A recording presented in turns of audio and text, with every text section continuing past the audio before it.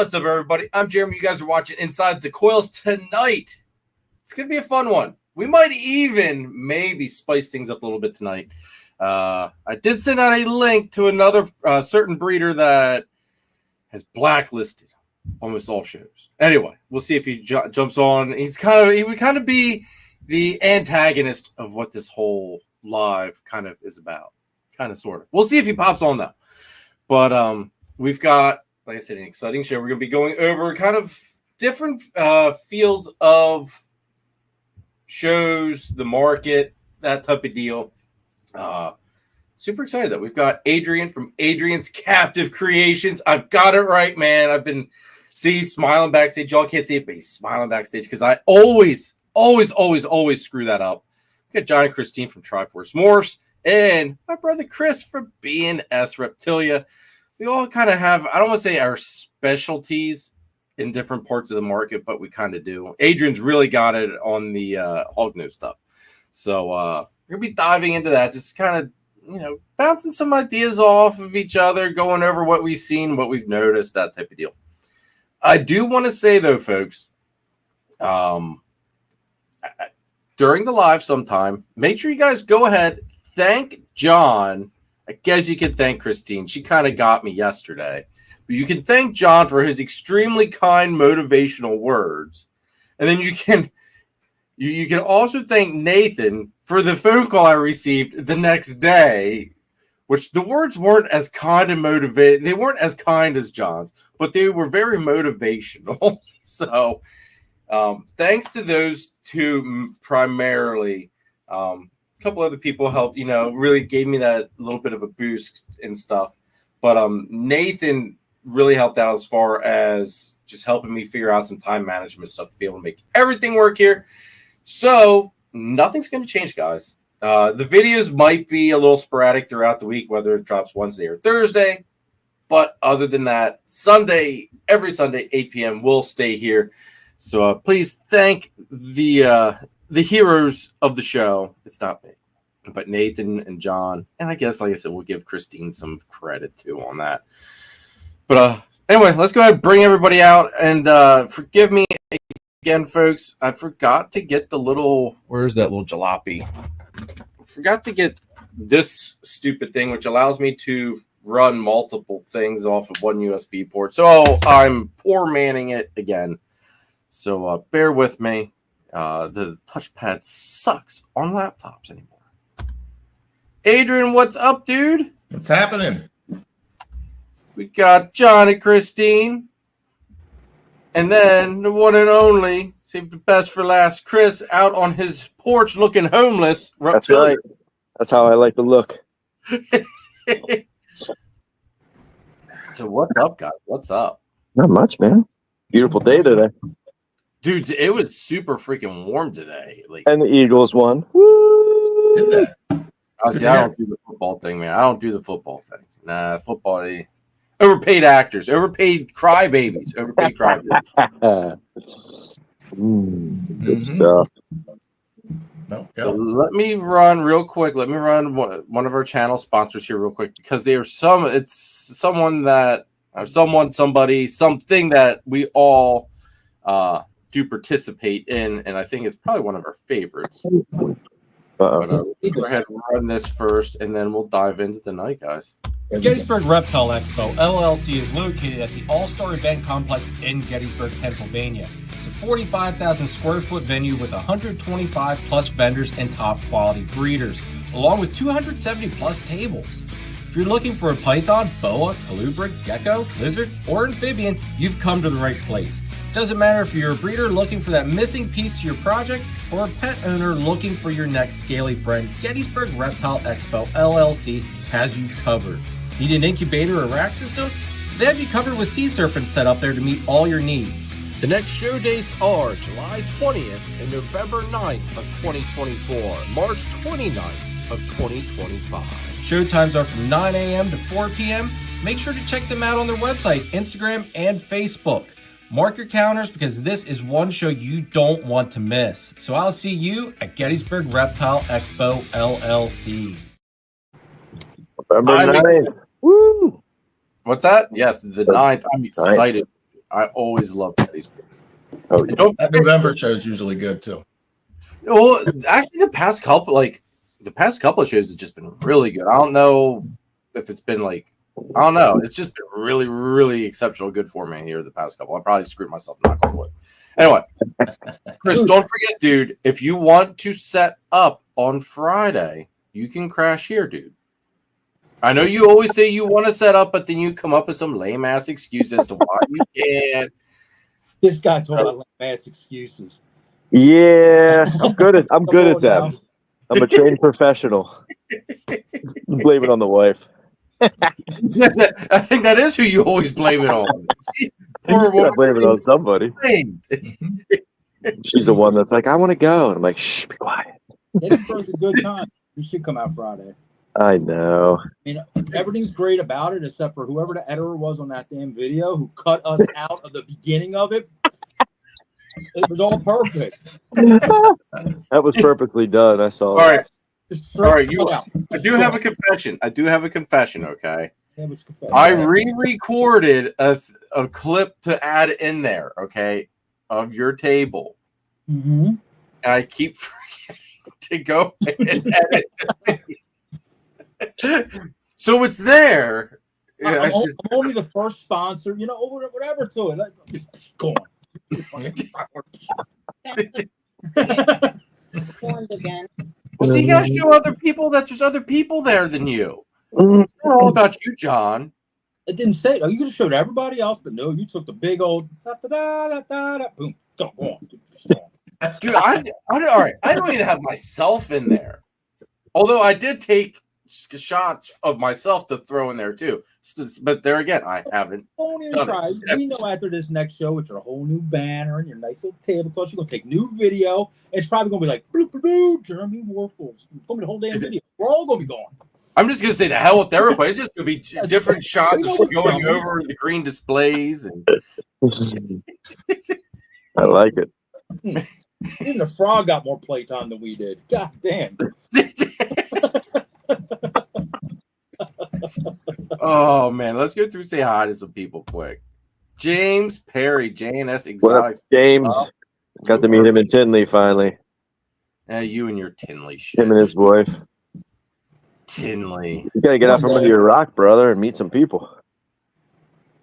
Well, if someone would put me in like their carry-on or something, maybe, you know. No one ever offers to take me anywhere. You're allowed to come down to Daytona. I'll take you. Okay. Then can only take so many PA people.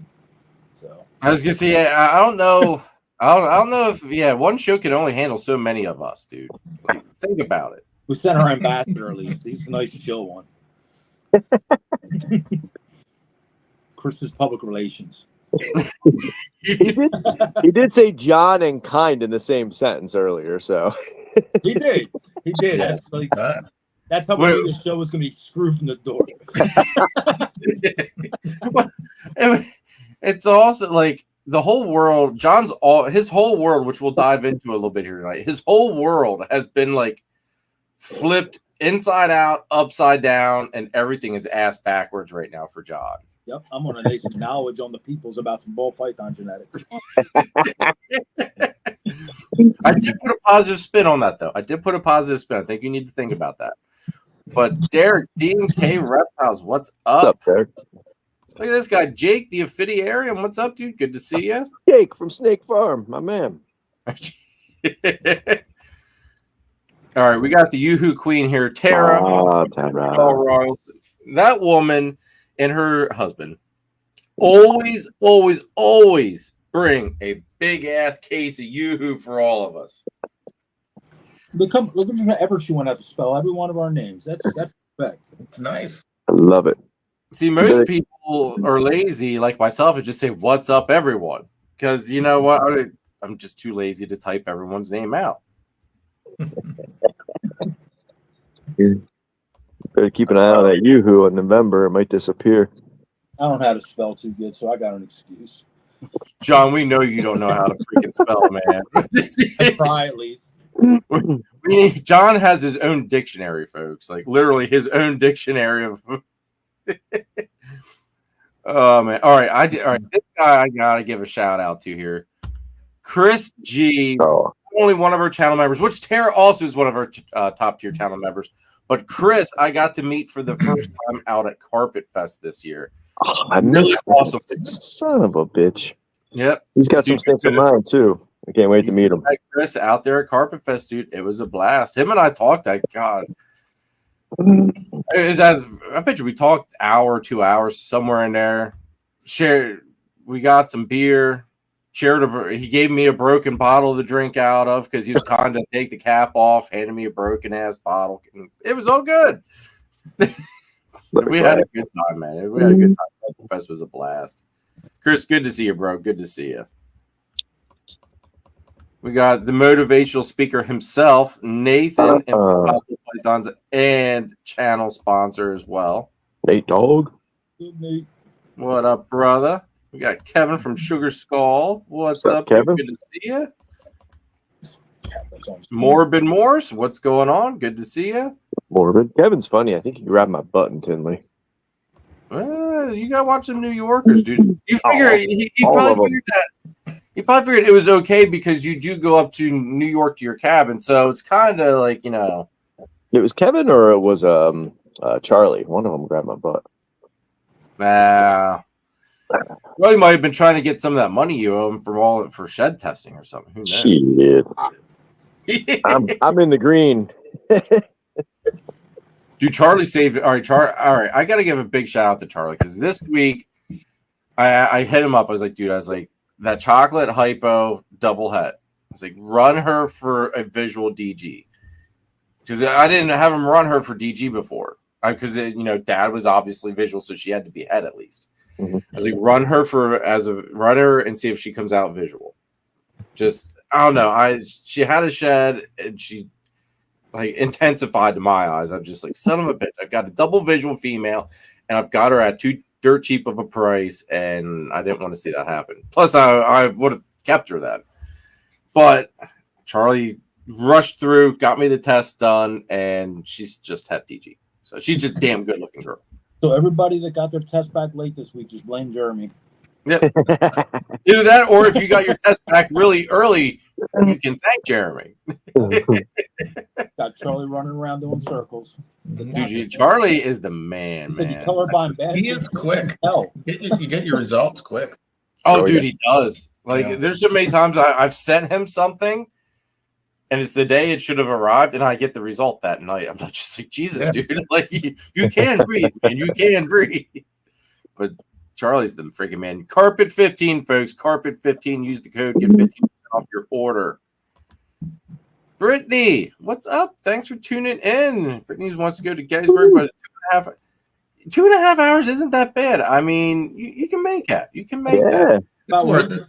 That's what we travel. Yeah. The New York people are coming down. They're driving farther.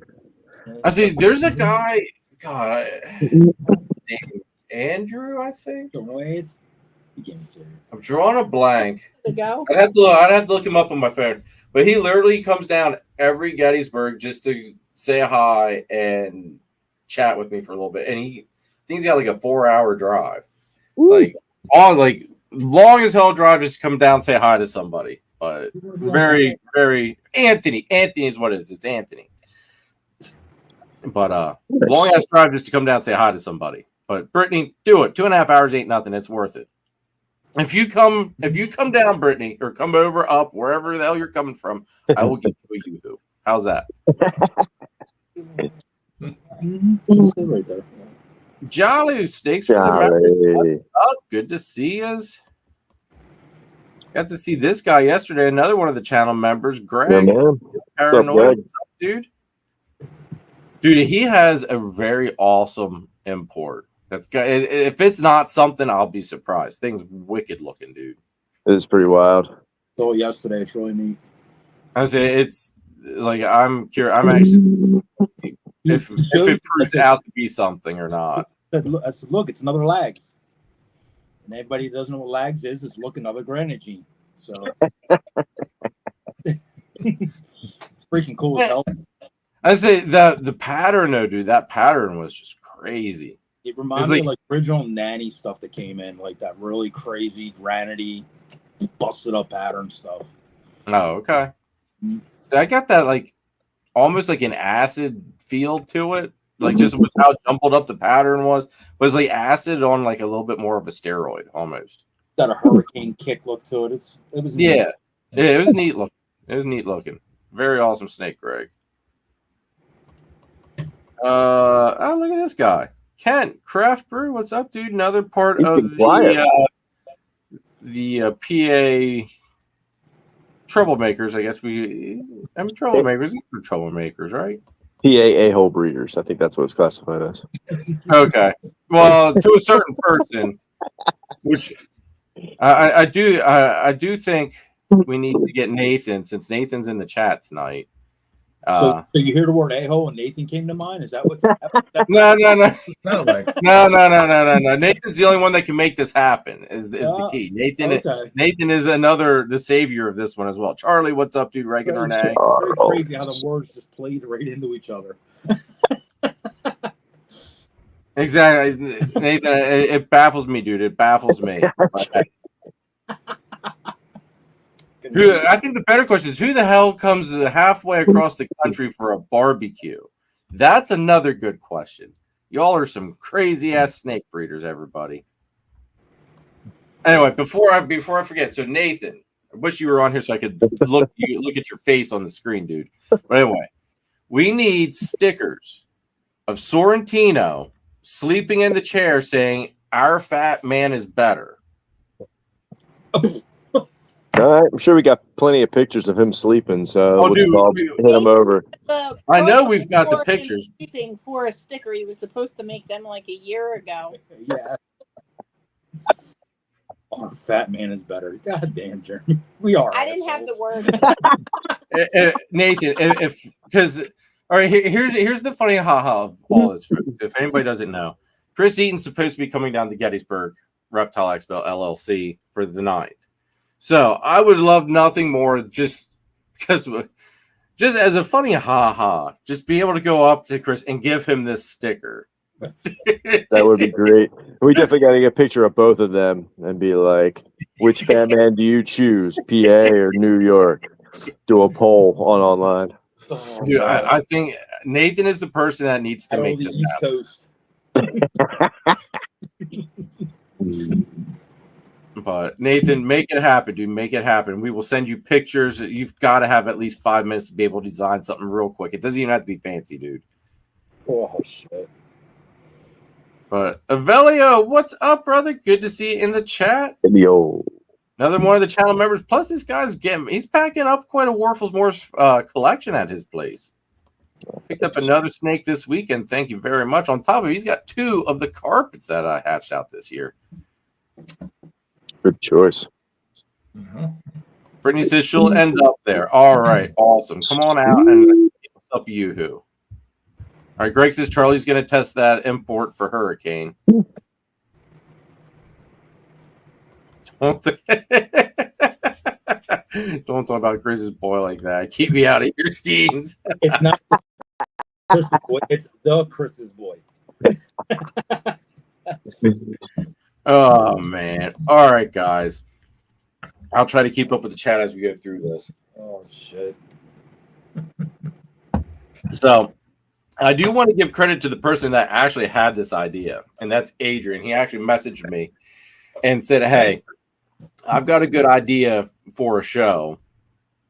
And he said let's talk about, like shows and each of our perspectives on different markets that we all have, because we all dabble into the ball python stuff, but we also each have, I'm going to say, our specialty, or that one other species that nobody else in this little panel here has. So I was like, you know what? That's a crazy freaking awesome idea. So we made it happen. Sweet. So Adrian, what do you want to go over first, brother? Like, what are your thoughts here? Since I'm going to kind of put it on you, since it was kind of your... Putting it on me, huh? Choo-choo. What part of it do you want to cover first, dude? Like, you want to... Should we just go around and talk about how our season's going? Like, sure. Like how sales are and stuff like that? Yeah, that works. Freaking Nathan. I'm going to bed. Oh shit! Here comes another 6-hour show. Probably. Tell him to get his ass in here. We could take it 5. We'll get it all done real quick. Nathan tells we're all freaking stupid for doing shows. Tell me like I gotta end this shit. I'm gonna go cry. I'm done with this.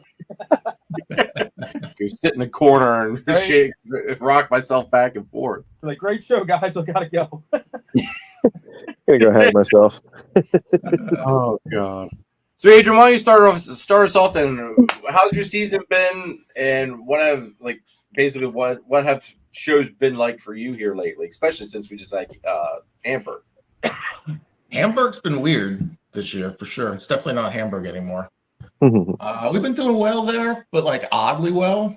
Like come away monetarily well, but move like 3 animals. So it's been not a lot of volume.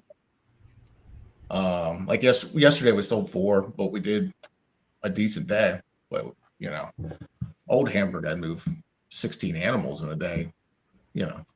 That's kind of what half a table. I'd be sharing a table. So shows for me have been a little slower this year. There's a little more competition in the hognose. Online's been good though. So, well, do you think it's been that there's more competition in the hognose because there's people saying on how basically hognose is the next ball python big thing to jump on? Do you think that everybody's actually jumping on that and a lot of that? Why, or do you think there's something else to it? There's a lot of that. There's the last 2 years I've been getting a lot of ball python money. Basically, ball python breeders kind of jumping ship a little. That kind of dried up, and some of them are starting to breed, and some other people are starting to breed. And there's more. I think there's 4 hognose guys at the Hamburg yesterday, like dedicated. That's a good amount. So I know Nick Hogg sets up beside me. Yeah. Immaculate Hogs was there. I was there. Brian was there, which is fine. It's no big deal. We all, make sales and stuff, but it's definitely been a little slower locally. But picking up online. I've been selling a lot online. Oh, dude, online's been freaking dead for me, man. Absolutely freaking dead. Yeah. I can't sell anything except hognose or corn snakes online. Ball pythons.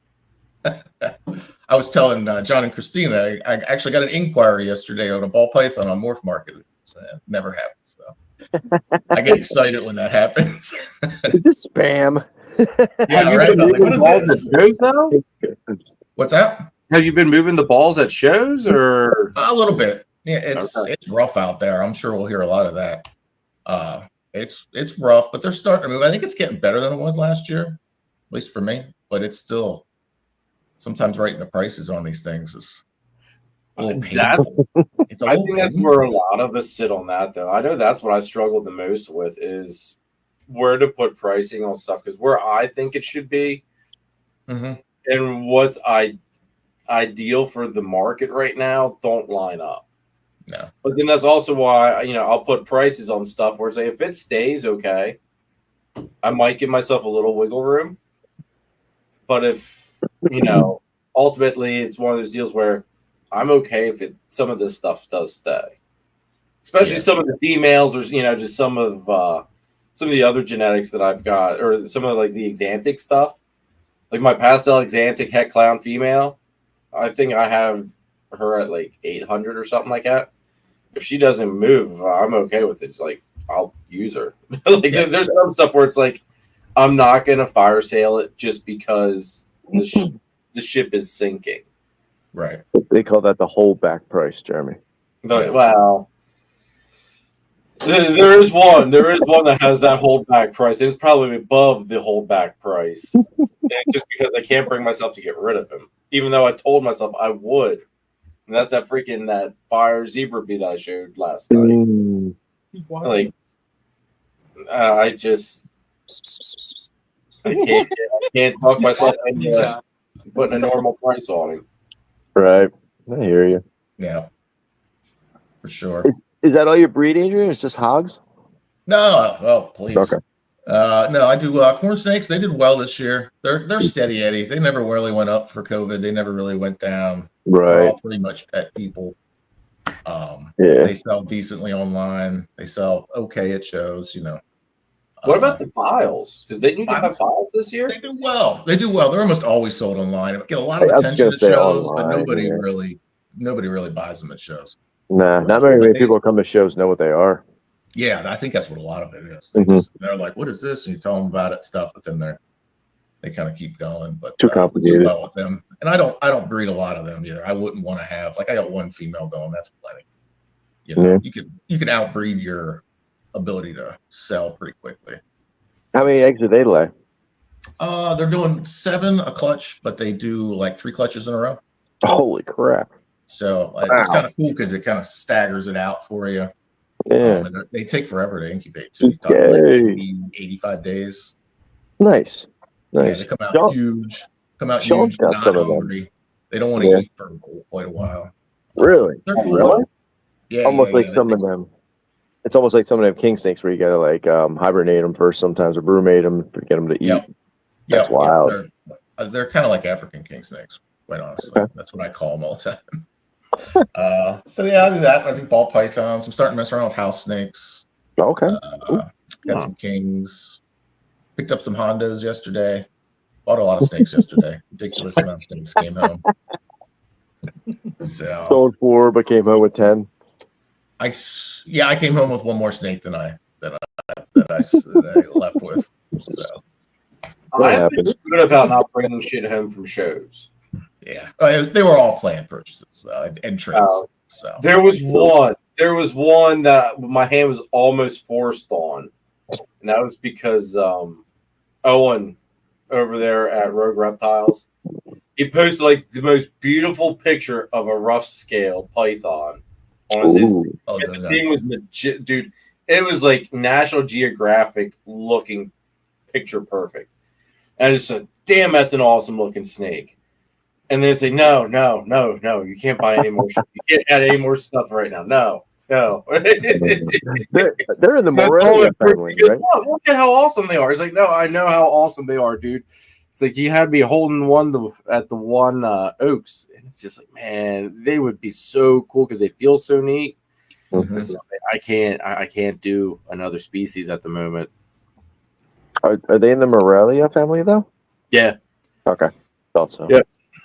So it wouldn't be too much of a stretch for you then. Nah.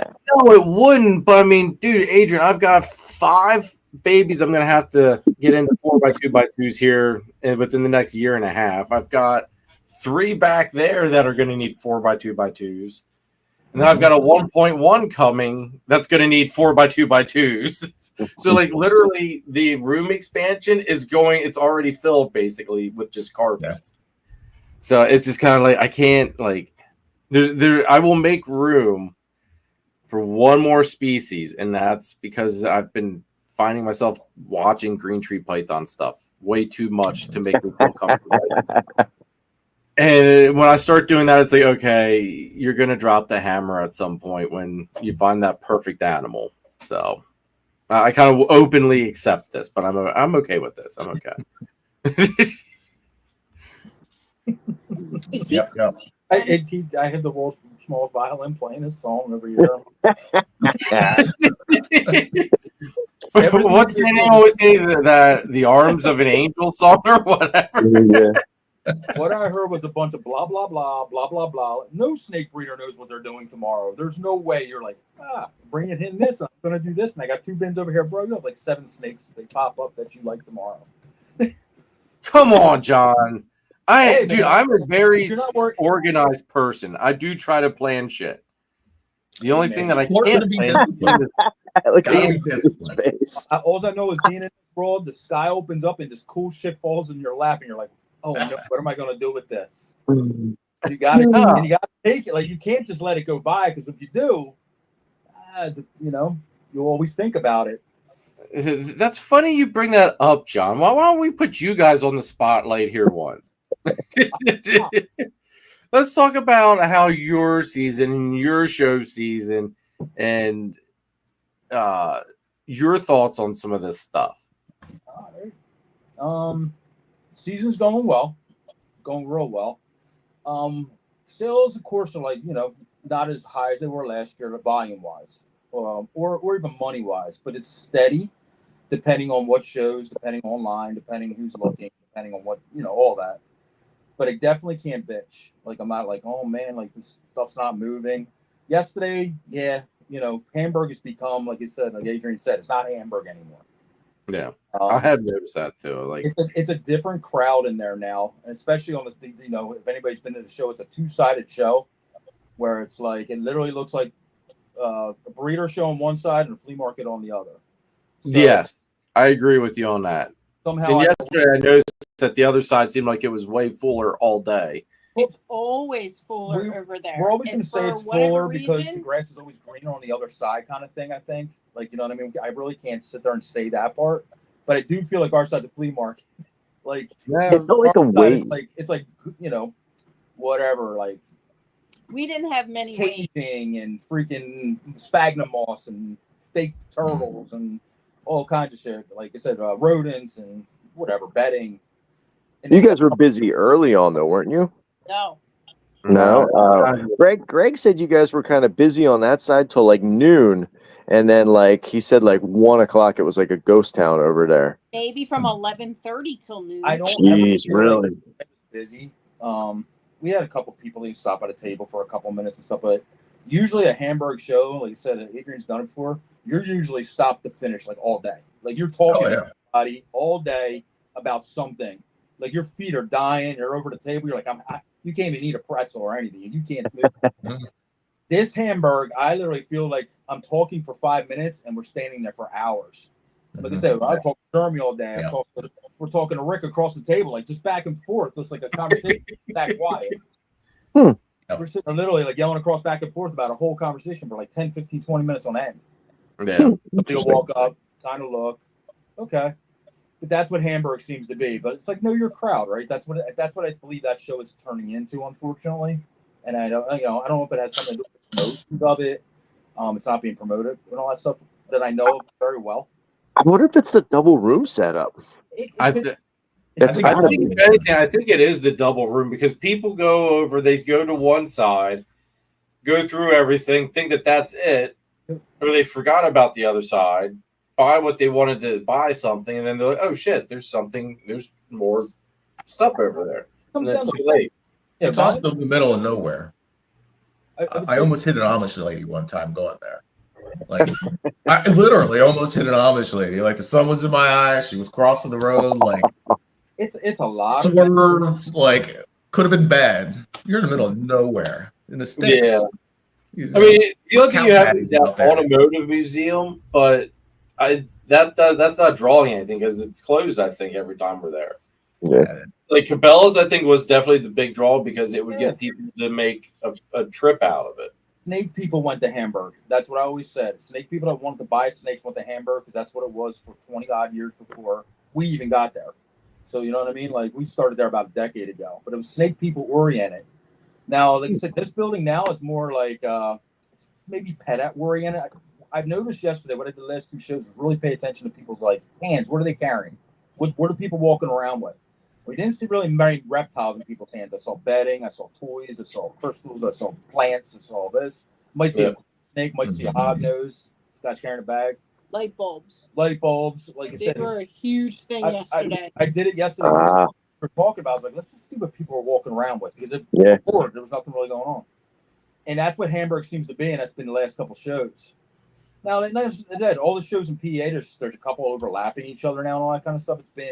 It's been that. Like, why go to a show an hour away or 2.5 hours away, like Brittany said, when you got one in your backyard next weekend? So, it's kind of like opening up a Walmart in your town. You're not going to drive to a 30-minute Walmart away when it's 5 minutes down the road. I think that's what snake shows right now, too. Yeah, that's a problem everywhere. Yeah. So we have big snake shows here. Like, you have Gettysburg, Oaks, Hamburg was a big one, and then Repticon happens 3 times a year, only about an hour outside of Philadelphia, or not outside of PA, not Philadelphia, but 45 minutes from you, Jeremy. You know what I mean, on that side of PA. So yeah, 4 major reptile shows. 3 of them are 3 times a year. Oaks is 6 times a year, or Hamburg 6 times a year. 6. Those oaks. Yeah, those oaks. It's too many Do times that. a year.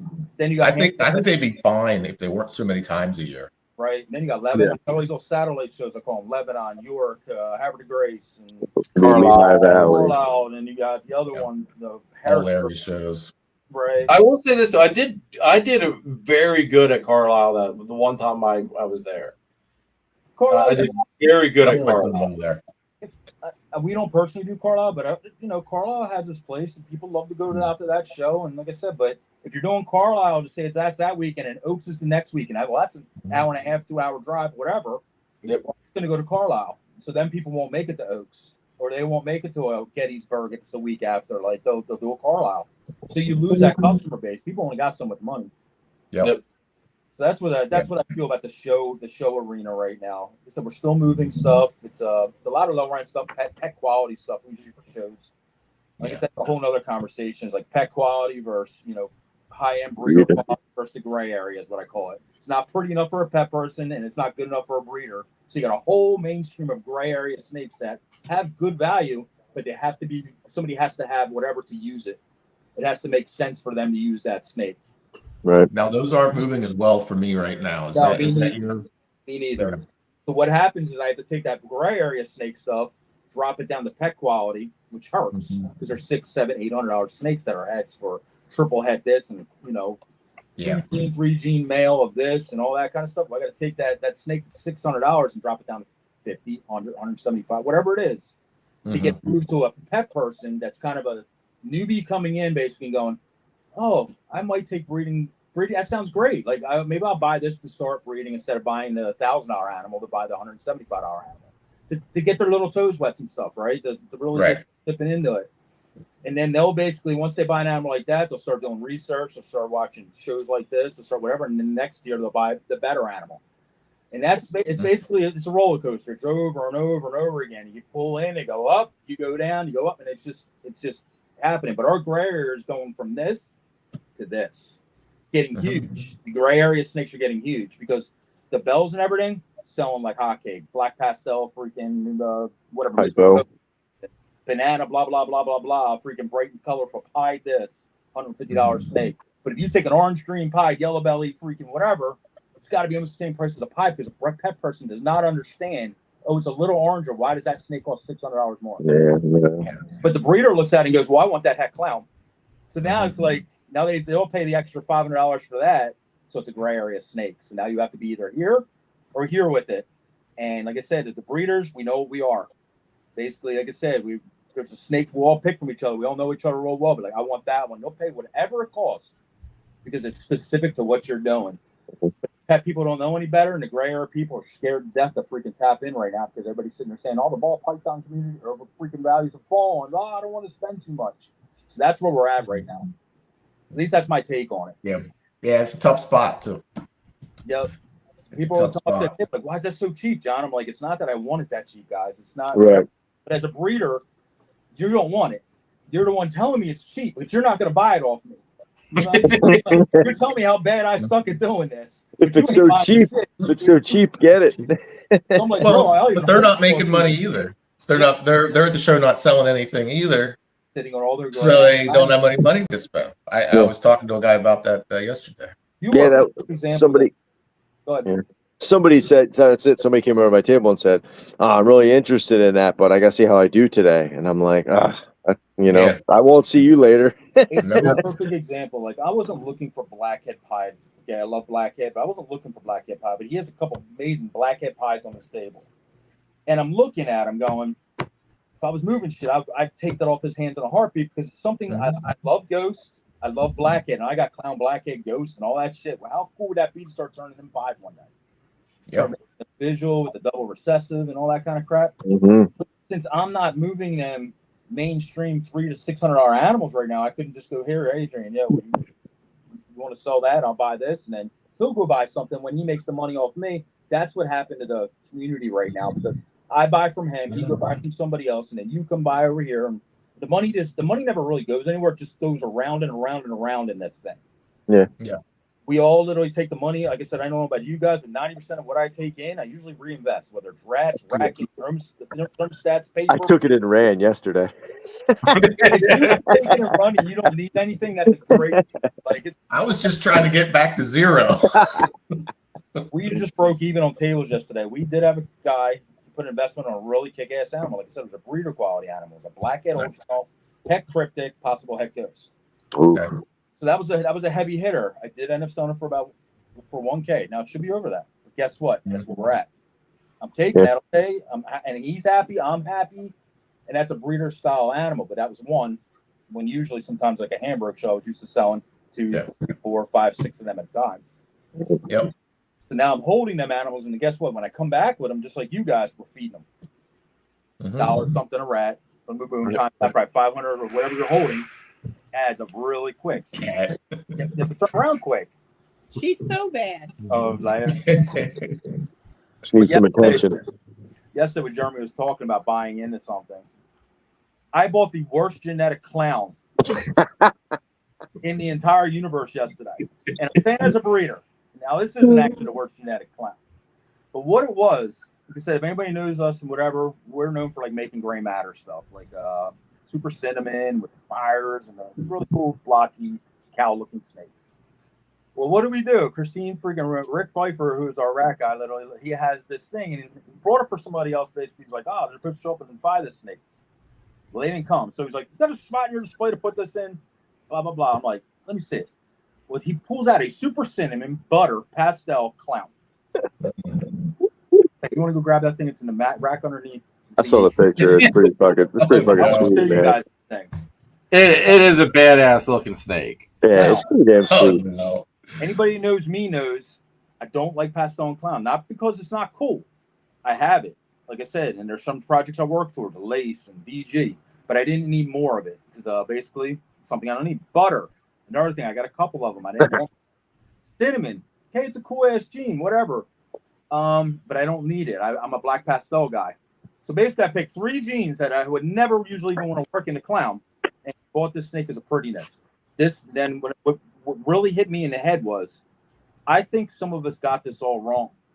People are so worried about genetics, they forgot about the freaking cool ass snakes. Yep, absolutely. Including myself, because when I seen this little son of a bitch, I fell in love. And I went, I would have never strived to make this. It would have never been anything on my hit list. But guess what? It changed my mind about some of the ways I'm doing things.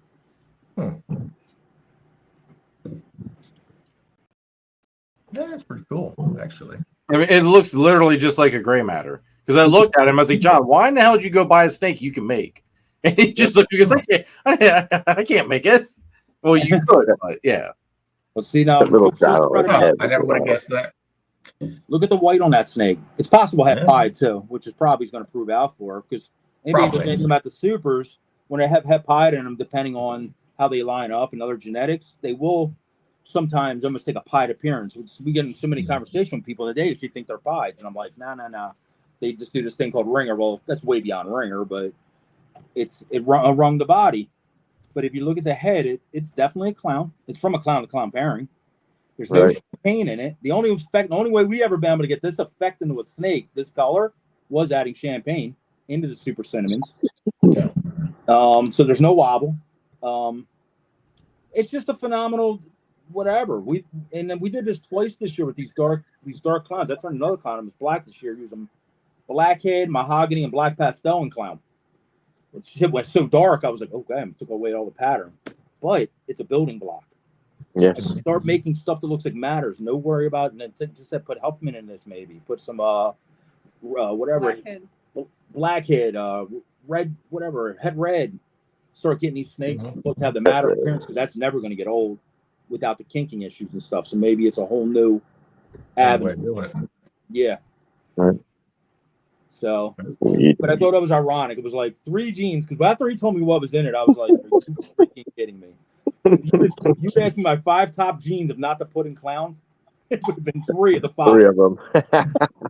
For sure.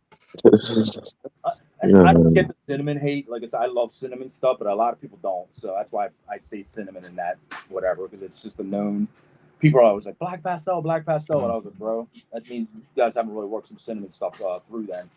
Yeah, cinnamon makes some nice clown stuff, man. It's cleaner than black pastel in a lot of cases. Especially It's a different tone. You Not put in with with pastel blackhead usually though. Yeah. Blackhead. It's interesting. Yep, blackhead and cinnamon are way nicer than blackhead and black pastel. Way cleaner, way like it's nuts. But anyway, that's my 2 cents on that. I just thought that was hilarious. I said, this is like an anomaly. It is. It's a killer looking snake. Will wants to know, what do you guys think about 3 shows a year like Gettysburg or Scranton? What do you mean? I think it means like instead of like Hamburg being 6. so like 6 times a year, Oaks being 6 times, basically every show. I would love it if there 3 times a year, and then just have them staggered so that way it's like 1 show a month. Basically. It'd be nice if they could stagger them. I think PA would be the ultimate setup if we could figure out to do 1 show a month between all of them. Yep. 12 shows a year, every whatever. I don't care if it's a Carlisle, if it's a Gettysburg, it's this. Even if it was 2 times a year, whatever the case may be, that it was just lower, because I think people would have way more excitement to be like, we have to save our money to go to the show because it's the only time we're ever going to see this stuff. Anybody who really knows us knows that I don't really do much online stuff. I can't stand shipping that much. So if you want to would be basically have some terrible promoting what we have to, you have to come to shows to see it. That's why we usually do so well at shows, because like I said, it is that wow factor because of the way I do shit. But I have to start doing it different now because of how the shows are going. It's not that anymore now. I have to start being more online and whatever, because like I said, people aren't even at the shows to see it now. They're at another show. Well, I know my online stuff, it's so freaking sporadic, man. Like, it is literally like hit and freaking miss. Yeah, you won't see anything for like 4 months, and then out of nowhere, somebody hits you up. It comes down to, though, if you had 500 animals online, would you be saying the same thing? I mean, or compared to 6. How many animals do you guys got on Morph Market? I'd have to look. Maybe. Like I want to have at least 40, 50. Probably at like 35 now, but you gotta have numbers. I was talking that shit too, like, oh, I'm not really getting hit up online, but when I got only 20 snakes up online, I really can't talk that shit now, can I? Like, I had to look at her and be like, okay, John, like, who could get mad with 40,000 snakes listed and nobody's hitting you up when you're 20? I get it. It is. That's a me problem. It's not an online problem. Yeah. In 22, when I had like 60 something online, I was getting hit up all the time on them, but that was 22. That was 2 years ago. You know, I got to get more on now. I only have maybe 10 up there now, and I have now coming on the line after Tinley and Hamburg. Now I got to really start putting them online, but I probably have 75 easy, 80 I could probably put up online, but they'll never all make it online. Oh, of course not. The other thing is too, is like, I only see certain animals because of the price points being worthwhile of putting them on there. Like, there's some stuff, it's just they're more show animals than they are. Oh, of course. To be on there for Morph Market. Like, you know what I mean? If you have 60 good Morph Market animals, then you got 60 good Morph Market animals. If you have 300 and only 150 of them Morph Market animals, I get it. To be putting up normals and like this is that's probably counterproductive to put on Morph Market because I have a lot of local pickups for Morph Market though for cheap stuff. If you do the wholesale, I never tried the wholesale list, but I've heard a lot of people had a lot of success with that. I've never done that either. I've never done I did it once. It wasn't bad. You kind of got to do like you can post an animal for regular price, but you can click the box for wholesale and then set your number to 5 or more, 10 or more, and if somebody sees that, then they inquire. I had one guy be like, "Well, what all do you have for wholesale?" And I sent him a whole list, and he took 10. And it was almost 50% of what the value was of those snakes. But what am I going to sit on them snakes for 6 months, take them to 4 shows, and feed them for 6 months? Ship it, What you're doing. As soon as the right eye see it, it's sold no matter what the price is usually. Yep. If it's reasonable, right? Like, it's not like stupid, but if it's like in a reasonable area, the right eye see it, it's getting bought. Mm-hmm. And that's the thing. Out of like those 75, 80 animals to put online, I'd say maybe 20 of them deserve to be up there, maybe 30. The rest are just like they're either show fair snakes or stuff that by the time you incorporate shipping, it's not, you make a little bit on it, but you're still not making what you should, that you put into ammo to produce it, incubation, electricity, all that stuff, whatever your base figure is for an animal, you're not making it. But with new shipping procedures, that might change. This is true. Hey guys, let me run another one of the sponsor ads here quick, because we're almost an hour into this and we only have only run one ad. Fuck them sponsors. Ooh, you're one of them, dude. You're one of them. You can't be saying I'll that give you shit. my own commercial right now. No. That's not how this works. Anytime I've tried to do that, you guys have told me, what the hell am I paying you for if I got to do my own shit? I've never told you that. Hey, I No, you haven't. Nathan has, though. Words of wisdom. I call Yeah. bullshit. Make sure you check out Nathan at Infinite Possible Pythons. He is your guy to go to if you want to get into the Bang project. On top of it, he's working a bunch of awesome ball python projects. Kahua geckos, Leachianus geckos, crested geckos, some scaleless corn snakes, and he is your one-stop shop for all your branding needs. So check him out. Check out Chris Shelley over at S Reptilia if you need a high-end ball python, blood python, locality boa, or colubrid. He's also Pennsylvania's distributor of Coco to Go and the Chipper, and he can also hook you up with some rats. So make sure you guys check out Chris over at BNS. Woo! Woot woot. Chipper, Coco to Go. Now, Chris, let's get to you once here. How's everything been with you, especially since you've got everything basically? Like, you've got a nice wide variety of what you work with. What have you been seeing? How's your season been going? There's still more I want. I don't have everything yet. But for the most part, season wise, I did about, I don't know, maybe 25% less ball pythons this year. I only did about 14 clutches compared to the normal like 25 or so, give or take. But I did just as many colubrids as I did the last couple of years. And then I had two good boa litters this year, so that helped. I feel like usually my fourth quarter is always my best quarter because everything is always already out, fully established. Even the late litter boa litters are on food, or even the late colubrids. So far, like between the last 2 weeks, I'm almost already at my third quarter sales, which is great, and it's kind of expected for this month or for this fourth quarter. But yeah, I definitely think the variety helps, but then sometimes it makes me wonder, like, okay, well, what are you really known for? You know what I mean? Like, what are you going over to BNS for? Are you going over for a bull snake, or are you going over for a locality boa? Like, you know what I mean? I'm not sure if stuff gets too lost in the table, so to speak. But the last 2 weeks have been pretty good between Tinley and yesterday Hamburg. I think yesterday was my best show of 24, to be quite honest with you. I think you're known as an all-around guy. I think that's what you're known for.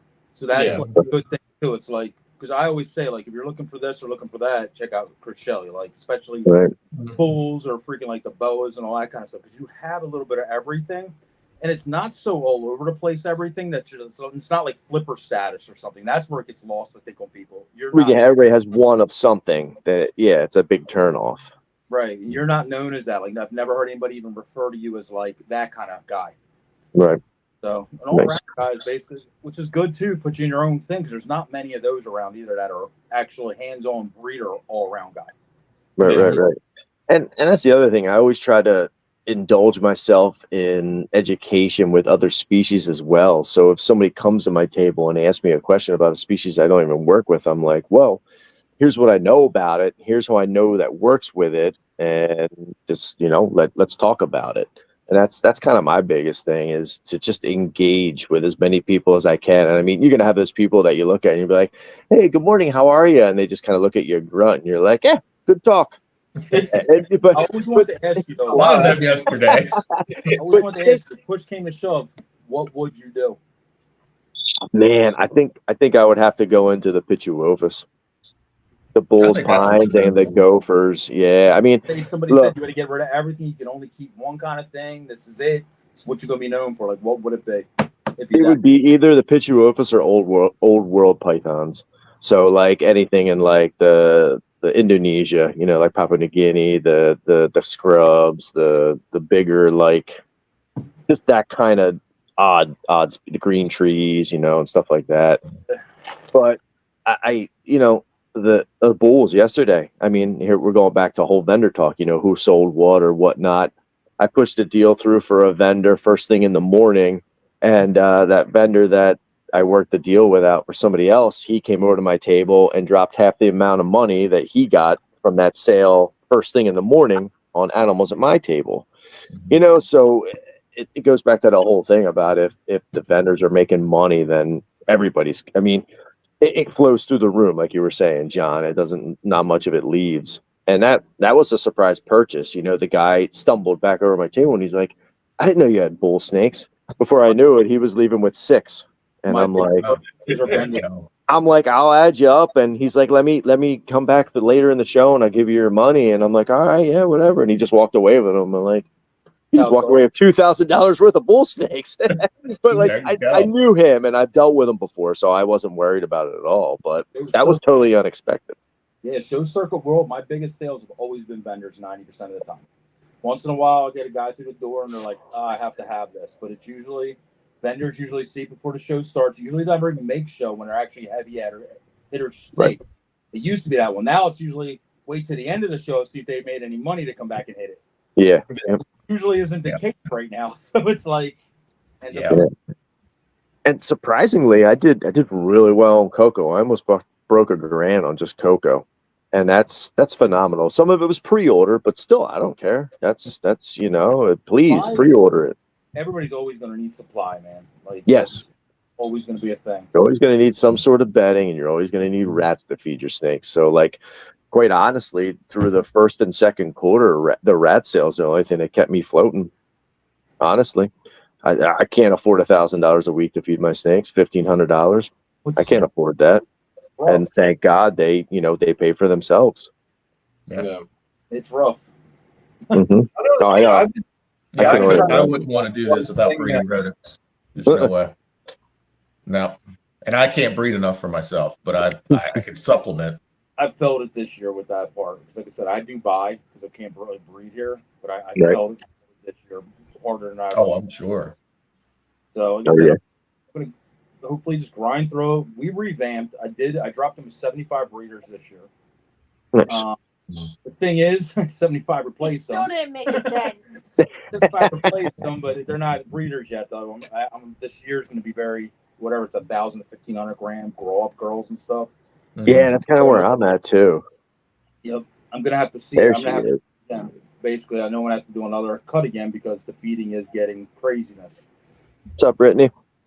Hey, Brittany. Hey, have any of you guys ever done the Fredericksburg, Virginia show? Since Brittany asked me earlier today about it. I did years ago. It's been a long time though. Nothing recently. Years ago. Yeah, you don't go that far, John. Do you guys?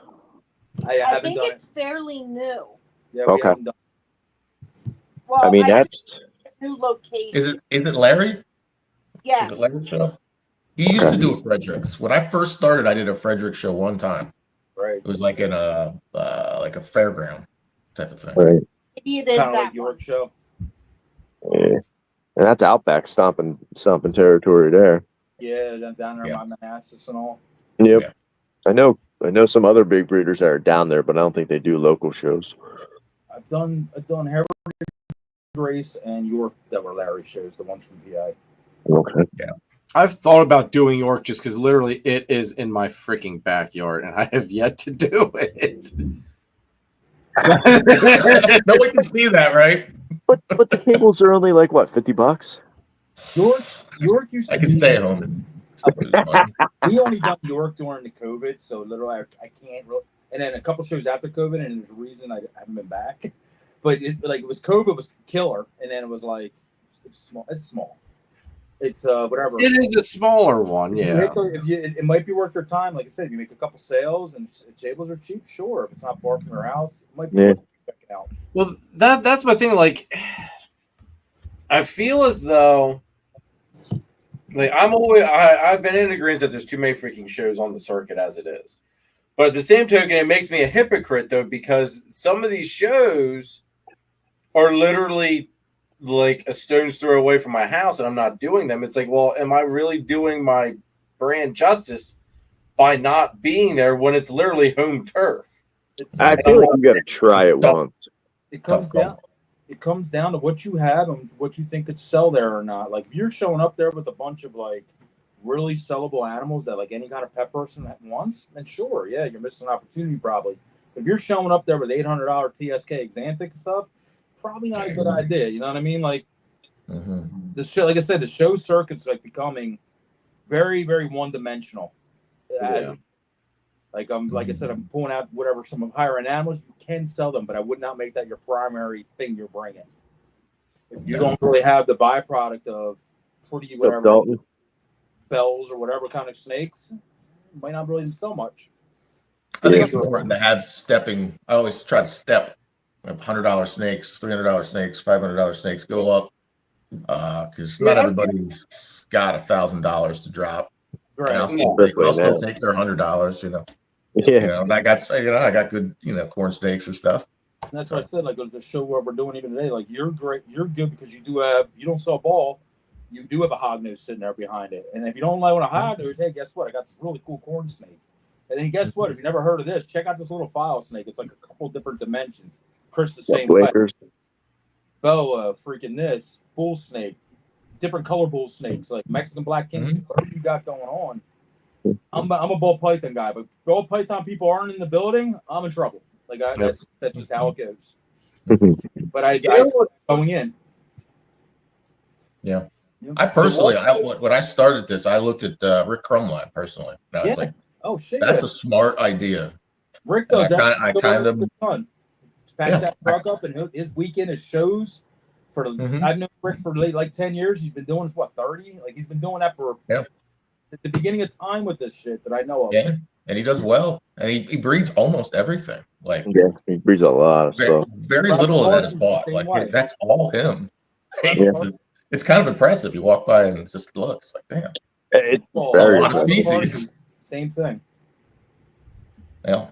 Yep, them guys, like I said, do well. Even Ian from Outback, I know he gets a lot of stuff in whatever, but he has everything. So it's not like it's like almost a one-stop shop when you still in the stable. It's like, oh, here's the balls. Oh, you don't like balls? You're a white lip. Oh, there's Madagascar, freaking whatever, ground bow, all this kind of stuff. And it's like, oh wow, and half the shit a lot of people haven't even ever seen. Some of it's played out wild, some of it's freaking capped the break nuttiness. So, and that's the thing. I did what I do. I did 6 bulls, 2 pines, 1 boa, and 1 ball python. So that little bit of variety right there was just the sweet part, you know. We felt it yesterday. We usually do crystals, and Christine's been doing crystals for about 4 or 5 years now. Oh, that's right. You didn't have any set up. I didn't do any setup because I'm heavy on balls right now. I looked at the table and I walked by and I'm like, what is different about their setup? And I'm like, I couldn't pinpoint it. I looked at it like all day long and it never clicked. So basically, down the ball, I was like, I'm overloaded on balls. So I wanted to try to move some of the lower end balls yesterday and stuff. We ended up moving, I think, like 6 snakes, but the rocks sometimes supplement us, just like you guys said yourself, 6, whatever. If you would have kept a balls yesterday, been 1 ball, you would have left all there yesterday. I went, son of a bitch, what a waste my damn Saturday from this. Exactly. That's kind of like what happened to us yesterday. We didn't put the work in to do rocks yesterday because, like I said, it was overloaded. Well, we felt it. Usually when the rocks are there, they're anywhere between $200 to $1,000, just extra whatever income. Yep. So table fare. But like I said, it's live and learn. It's like boom. Hamburg, the old Hamburg, we never did rocks. Reason being, did so well with the snakes because it was a snake. Yeah. Now this is more of a pet community kind of thing. People are more into like buying it's that 20, 30, 40-hour rock over a $100 ball python. Right. Ain't got to feed it. Yeah. I think the economy has something to do with that too. Big time. I've been noticing my pet rats sell really well this year. Like, and because I think it's because they're $20. You know. They're cool looking, they always sold decently, but like I've had some shows this like $300 and pet rats, like sold out. Like people coming, what more? I'm like, I'm out. $20 and you could have fed that to a snake. I tell you what, those feed my rats, man. There's that all that money goes right back into rat food. So. Brittany says, what do we think about the fact that Fredericksburg is on December 21st? Christmas sales may be worth it. That's a tough one, man. I mean, it may be, but at the same token, you've got people that are away visiting family for Christmas, so it can be a double-edged sword, too. Or blew their load on Christmas gifts, and they're like, nope. As long as I've been doing this, Christmas sale for snakes has never really been a thing. Even before or after. Once in a while, you'll be like, I'm going to buy this for my husband for Christmas or wife, vice versa. Like, if you'll hit that once in a great blue moon, but most of you said, most of the people that are budget on presents and stuff like that, most people are out of town. They're in town, they can't, whatever, they have to ship it back. So it's not like a really, weeks before Christmas is usually decent, and usually right after Christmas, because then literally, like I said, everybody's got Christmas money. The first of the year, and then like a couple weeks after the first of the year, people are like, "Oh, I need to start gearing up for breeding." Yeah, season. January is usually good. Yeah.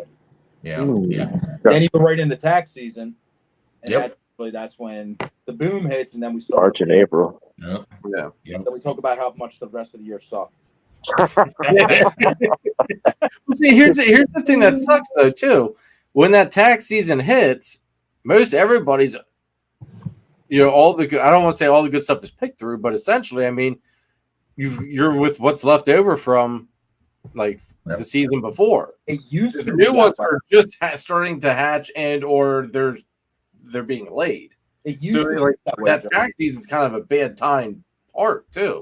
I don't think these last 2 years have really been that way. It used to be that way. Like, you used to search Morph Market. People like, breeding season came up, you didn't see adults online.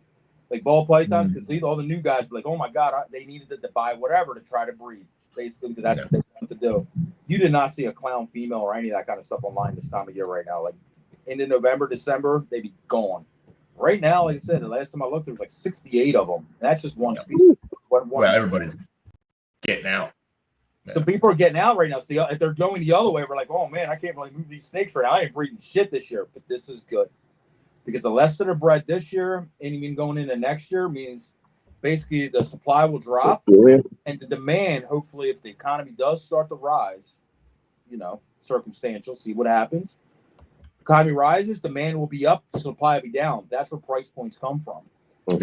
So, and that's what we want. Like you said, you want it to go whatever. It's not about money. Like I said, we breed because of what we like, but you do need to make back whatever. Oh, hell yeah. To keep it going. It's not about $1,000 snake. I'd be perfectly happy to make them $200 snakes if they're moving to keep it going. If it's more in than going out, basically, right? Keep fueling the fire. So that's where there's more ways than one to make $1,000. You can make $1,000 selling $500 $200 snakes. Exactly. That's right. Sometimes easier. Yes, 100%. Sometimes. I tell you, when I first started doing this, I was always in a rush to get rid of snakes at the end of the season. Like I had to get. Oh yeah. I am not in a rush to get. No. I saw some people dropping prices yesterday on some hogs. I'm just like, go ahead, sell them. I saw. When everybody has money, mine will still be the same price. So you won't have none. $30 banana. Yeah. What? Yeah. Dude came up to my table in a deli cup with a $30 sticker on it, and I'm like, "What you got there?" Because I'm the same way. I come right up to the people. They have something. I'm like, "What did you get? What'd you pick up? What'd you pay for it?" Like I'm right up in it, but friendly. I'm not trying to be intrusive or aggressive. Like, "Oh, you like that species? You work with that? You spark that conversation." The dude pulled it back, and he's like, "Yeah, $30 banana," and I'm like, "Wow, that's a great steak. Great buy, man." Meanwhile, I'm like. That's what we're some people they're panicked. I mean, some people aren't as big time. as others. Yeah. Panicked. And it looked like shit, the baby. Like it wasn't even fat and chunky. It was like they're not probably been to 4 shows in that month. Like I was like, oh. Falling upon hard times because like you're putting stuff out at $30, probably not feeding it. You're probably not doing a lot of things you're supposed to be. They can't afford to feed it. Yeah. Well, that's below cost. That you're not making a ball place up. No, nobody's making it for $30. I don't care if you breed your own rats. Make your own food for your rats. Even if you're farming 1,000 clutches a year, that's probably cost. But the good thing about that too is a guy like that, he probably won't be around this time next year. Yeah. The guy who sold that steak, he probably $100 a table at Hamburg. It's not going to be sustainable for a guy selling $30 snakes. No, that can't last. It can't last. So they're basically all falling off. Like even some of the bigger guys are taking hits right now. Like I said, they produce a ton. Red's high. They're blowing shit out. Yeah, everybody's happy right now. Yeah, I'm getting all this stuff. Buy it up. Anything that's really good, buy it up. Because right now, I'm gonna tell you right now, that's gonna end. At least gonna end until the next lull. It's gonna go. It goes in spurts. Yeah. Couple years. Like that's what the market is on everything. Like toy market, any market you get into, there's highs and lows on when to buy in. Time to buy in. Like if you see something you like, do not let it pass if it's a stupid price. No, especially not now. Might be double, triple. Yep, you never know. You never know. Well, I know with some of the stuff like that I've got on my table, I've got that high OD Pied female. The wrong person hasn't seen. The right person hasn't seen it yet, though, Jeremy. That probably cheap is ridiculous. Well, see, that's the thing. It's like that price. Like, I'm sorry, I don't care what the market says. I refuse to see a female pied that's got a gene like high OD in it go below 300. 300? I think you're psycho for even that price. That snake shouldn't even come to the show anymore. I would tell people they missed the boat on that snake. Freaking band. How many other high orange stream pieds do you have personally? Yeah, I've got that one. I've got her sister in the rack, which is staying. The sister's definitely staying, but if she stays here, I'll take her to Gettysburg. So you got two. Yeah, I've got two. So what the hell is she doing at the shows at $300? See, that's a snake for you. It's more valuable to you at that price to keep than ever have that out to the public. Now, if you told me you had 11 of them, I go, all right, I got it. She's two whatever for you. Like I said, at $300. That's where you have to is the juice worth the squeeze? You said high orange dream, but she is true high orange dream. That's right. You could do with her in your collection. Will outdo $300 you'll make tomorrow on that damn snake. Oh no, I agree. I mean, she helps fill up the space in the displays. She's a pretty animal. Then put $1,300 on her. What's that? Then put $1,300 on her. If you're talking about she's one up just take home $300. I don't need her though. See, here's the thing. Here it goes down to that prioritizing thing. She's a cool animal. Pied isn't my focus. I don't want to have a whole shit ton of pied in the collection. Eventually all this shit's gonna be black and white. So that way I can finally see what it actually looks like. So you see it all. How many people are watching right now? 30. 30. So 30 of you. Jeremy has a $300 freaking pied that freaking you should buy. It's probably about 600 grams. Let's get that thing go for you. She is decent size.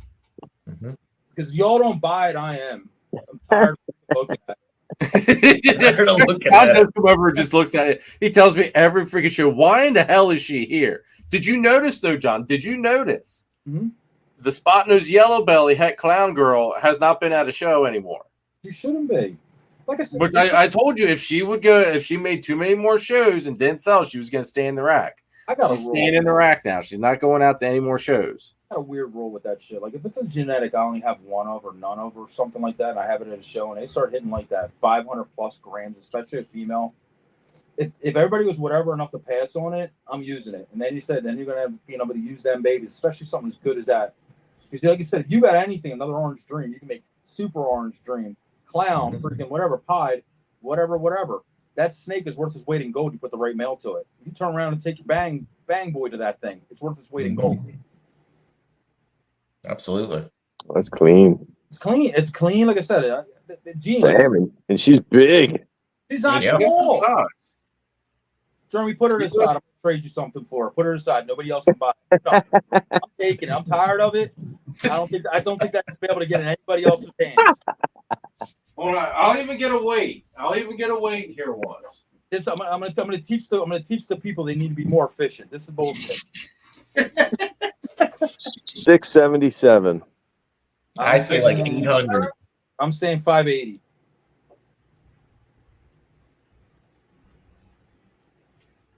John, you son of a bitch, you. 590. Yeah. It is sold. Here. And the thing is, I make a lot of orange dream pied stuff. The thing is, she got size. That saves me entire as a breeder. That's a whole year, buddy. Year of freaking growing her up. You know how many rats that is? At least 52 pups. Just to weans or smalls. Right. You're feeding that snake. Just say $2 every 2 weeks, even. Just say you're slow feed. Because yeah, she eats every 2 weeks. I give her a small rat though. She's a what? 23, early 23. I got her from Kai because I got both. Like I said, 2 sisters from Kai because I didn't know which one I freaking liked. That thing's probably head Xanthics or puzzle. Or head DG. They're at DG being Kai. He's bad. I don't think there's any. There, like, yeah, whatever. No, there's nothing hokey like that going on. And they're just high OD pods. Like I said, I mean, the sister, I can show off the sister quick. Like the sister she's a little bit smaller, but I just like the way the distribution of the white on her. Let me kind of keep going for my mouse. Mm-hmm. Put her to the side. She's brighter, so. Yeah, put her to the side too. Pieds suck, Jeremy. No. This one's staying here. Yeah, she's way brighter. That's the holdback for sure.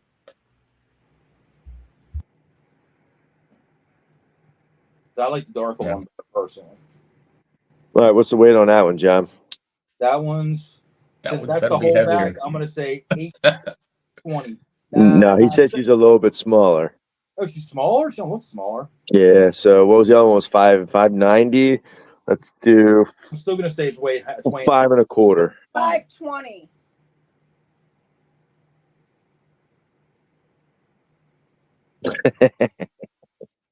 Gotta tear it out. 6. You got no microphone. Looks are deceiving. Yeah, how much? 6. Come on now. Oh, honestly, God, I just pulled the freaking weight. That's Jesus. it. Not only is he freaking blind, he can't even freaking feel weight in his hand. What's the matter with you? We're gonna teach you one of these days. John, I'm not used to holding that small snake in my hand. I'm not used to holding something thick in your hand, are you? Oh, easy, Paul. Jamie says, "Are we bidding here?" No, Jamie, we're not bidding. We're guessing weight because John's tired of looking at one of my snakes. Nope, nobody can have her, man, for that cheap price of $300. I want her. Mm-hmm. I'm gonna make some. Dream scrambler freaking pies with her. There you go. Will says he wants her. No, Will, you're done. I already told you, you're done. Will's out of space. Will's been out of space since last year. Yeah, the best part is Will was at the show yesterday. She was ready. Will bought 5 snakes from me yesterday. 6. Yes. Hey, he bought one up for me. He's spreading money around. Will, that one he got off from you was sweet, Adrian. Will, come see me at Gettysburg. I got an orange dream, about 590 grams. High intensity OD pie. The only difference is she's 600. Come on, give Will a return customer discount. Oh, okay, yeah, you're right. Will, all right, she's 310. Just upside the head with it, and I'll buy the next case of Yoo-hoo. You just have to go pick her up over at the Warfel's Morphs table.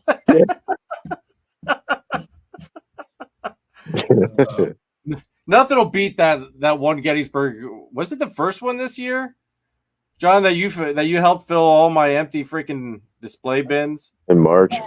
And I don't know how to sell snakes, but I just sold your orange dream. Now come on, man. Credit. Well, no. I'm just saying, like, second snake, like you bought it. I just sold it. I sold the Will. You heard it. He wants it. You damn flipper. Not only did I sell it to Will, I'm going to get extra money. We're going to get $10. Come on. He made $10 profit in a dead market. Profit. I don't even got a snake to show you. This is great. Easy money there. Oh man. So I do want to say this because I didn't get to speak yet about my end of the market thing here. You don't care.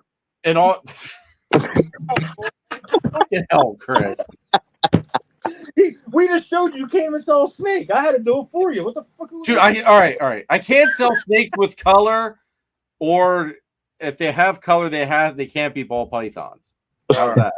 All right. Like literally, the only balls that I sold yesterday were Exantic stuff, visual Exantic and head Exantic stuff. Now, I had a proud breeder moment. I think anybody that is always worried about making that higher dollar sale, listen to this. I had a customer who wanted to spend what she wanted to get I have like a GHI Mojave Leopard banana, 50% het DG. She wanted to get it, possibly eventually pair it to a snake she got from me earlier in the year. Of course, I don't remember what the hell she got in the beginning of the year because I can't remember what I did last freaking week. So I asked her, I was like, okay, I was like, I don't mean to sound stupid. I was like, but what did you get? So she told me she got a spot nose double head Exantic clown. And I looked at her, I was like, oh, it's like, girl, you don't want that shit. Like, put that pink snake back in the freaking display case. I pulled out this much, much, much cheaper pastel leopard that's double head Exantic clown. I was like, this is what you want. I was like, because if you ever want to breed, you can hit Bruce Wayne stuff. You can hit visual Exantic stuff. You can hit the double visual Exantic clown if the odds land. I was like, personally, if it was me, I'd go this route. And she looked at me. She goes, you know what? I like that. And she talked to myself. I mean, I lost. I came out on the, didn't make as much money, but I felt better inside because it's like, you know what? I helped her get something that fits better into her project. She'll come back to you too. Yeah. Well, you figure that was her second time coming back already. Yeah. Right. Yeah. Yeah. People notice that. Mm-hmm. For sure. You take money out of your own pocket to help them. They notice that. Yeah. My story of my life. They notice it way more than you think they do. Story of my life, but it has made a lot of repeat customers. Like I said, that stuff goes a long way because some people just don't know yet. And It's not stupid. It's not the whatever, but genetics are sometimes a hard thing to grasp unless it's explained. Oh yeah. If they get it, they'll go, holy shit, you did save me time, or you did whatever, because I took a lot of people out of buying males for their first snake too. If they're ever planning on breeding, it's one of my first questions. You want this as a pet, or do you have any plans of ever breeding? Not to talk you into a girl for more money or anything like that. We can start anywhere. But if you plan on breeding, I recommend buying females first, because you can always come back, buy a male with me or somebody else that will be very compatible with whatever you buy here today.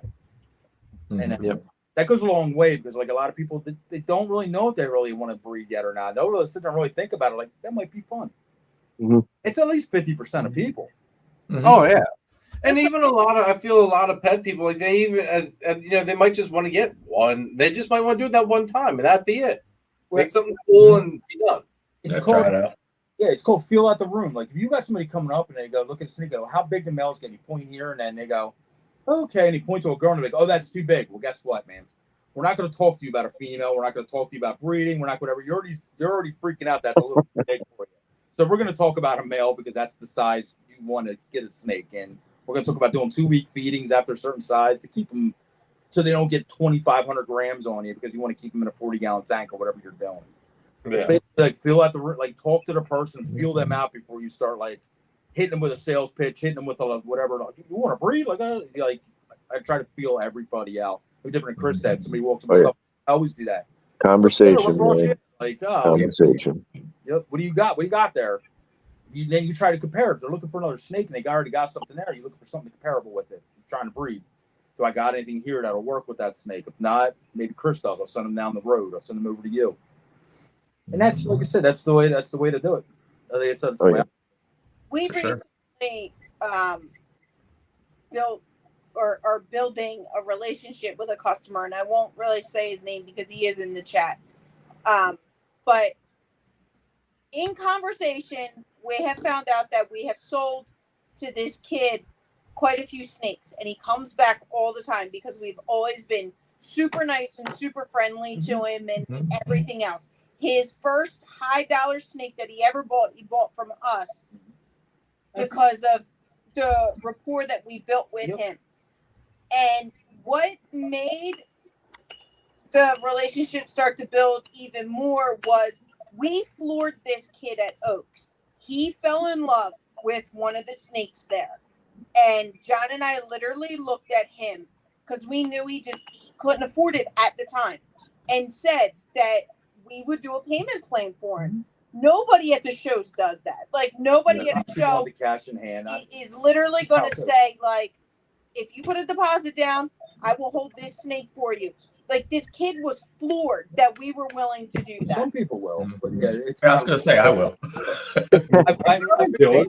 Chris probably would too. Like, it's like you're. Yeah.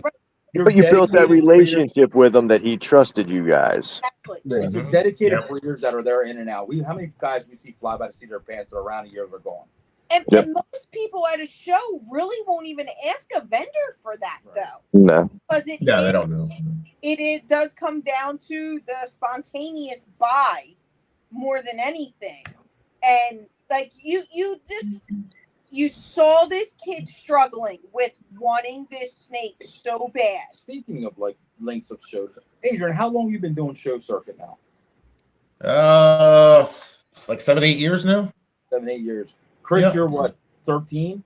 I started breeding 14. I started collecting in 13, but I don't know if I hit shows until like, I was just thinking about it, like 15 or 16 maybe. But came exactly when we came out. I remember meeting you when we first started. You vended before me though, because I would come to Hamburg before I vended and see you guys there. But it was right between there and like when I started vending oaks. That's crazy. I thought you bred longer. I thought you were doing longer than us. No. This is how long I feel I've known you for at least since 14, 15 around. Yeah. Yep. And Adrian, I've known about 7-8 years, known who he was. Yeah. But really talked to you within the last like 4 or 5 years. But I knew. Yeah. I slowly started to. I was just a couple shows a year at first. You know. We did You better sell a lot of your body, Will. On table, used displays, Yeah. the tablecloth. Yeah. We I homemade displays. Yeah. My first show was a flea market, to be honest. Yeah. Yeah. I used to kill it at that flea market, so they kicked me out. I made a couple $100 at the flea market selling snakes. Yeah. That's I was in a amazing. literal flea Kicking market. ass. Flea market of snakes. Yeah, right. It's Set up at Rice. actual flea market. In Germany, you're going on what, 3 years now? Well, see, that's what I was sitting here trying to figure out. Like, you guys were talking numbers. I'm like, all right, did I vend in 20 or did I start in 21 vending? And that's why I can't remember. You didn't vend in 21. When I met you, you were just starting to vend. Right after that, basically. I think I've known you now, 3 years? Yeah. Yeah, because I want to say it was probably 21. Was Gettysburg your first show or Oaks?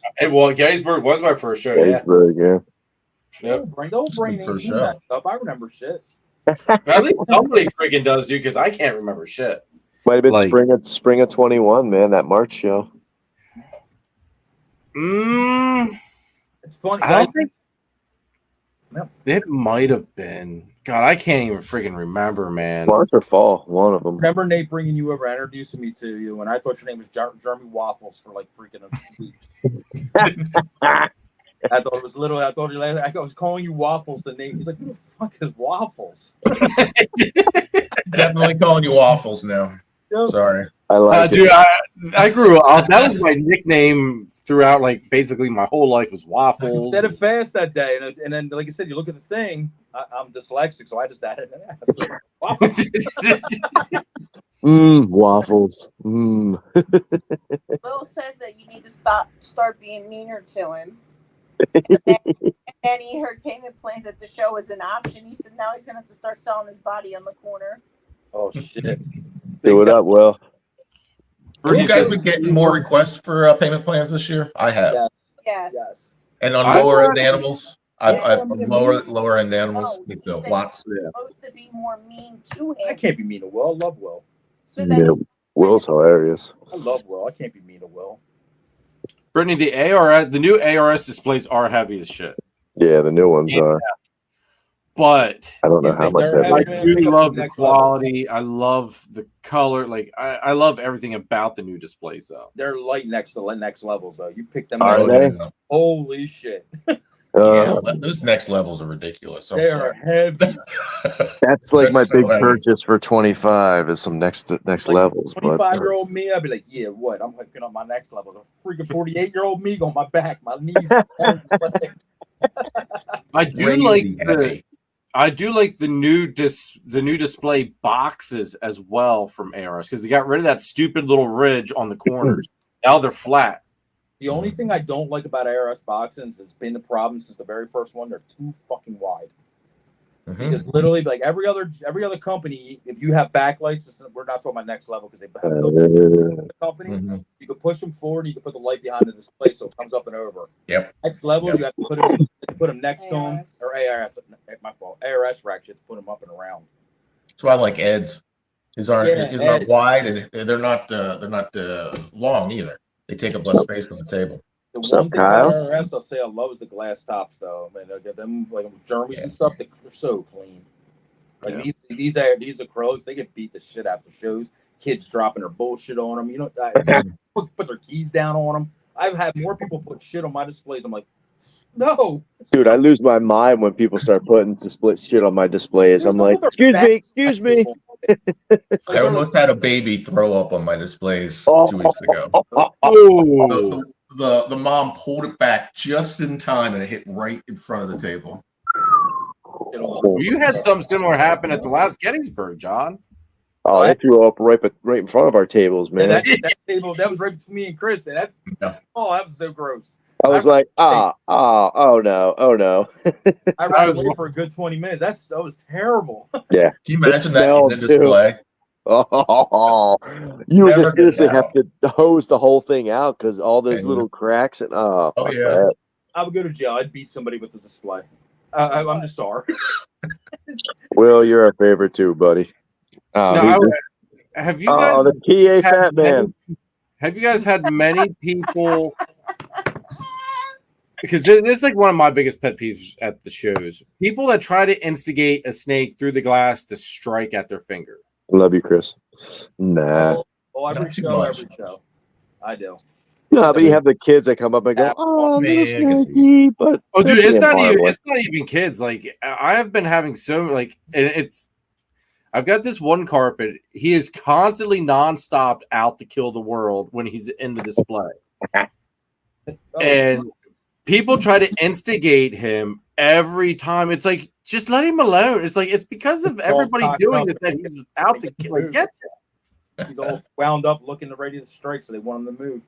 Yeah. Have you guys been hit by the freaking spider Nazi yet? What? Spider Nazi? Dude, I've been hit by this chick 3 shows in a row now. Comes up and asks straight up. She's like, "Do you breed spider?" I'm like, "Huh?" She's like, "Oh, she hit me up at Repticon. She asked me if I." Yeah, she's like, "Do you breed spider?" I'm like, "Do you see spider?" She's like, "Well, they look like spiders. It was bamboos." I'm like, "Spiders, bamboos." I'm like, "They're not spiders." She's like, "Well, that's good because if you bred spider, we'd have a problem." Oh, let's go out back and throw down. He was at ours.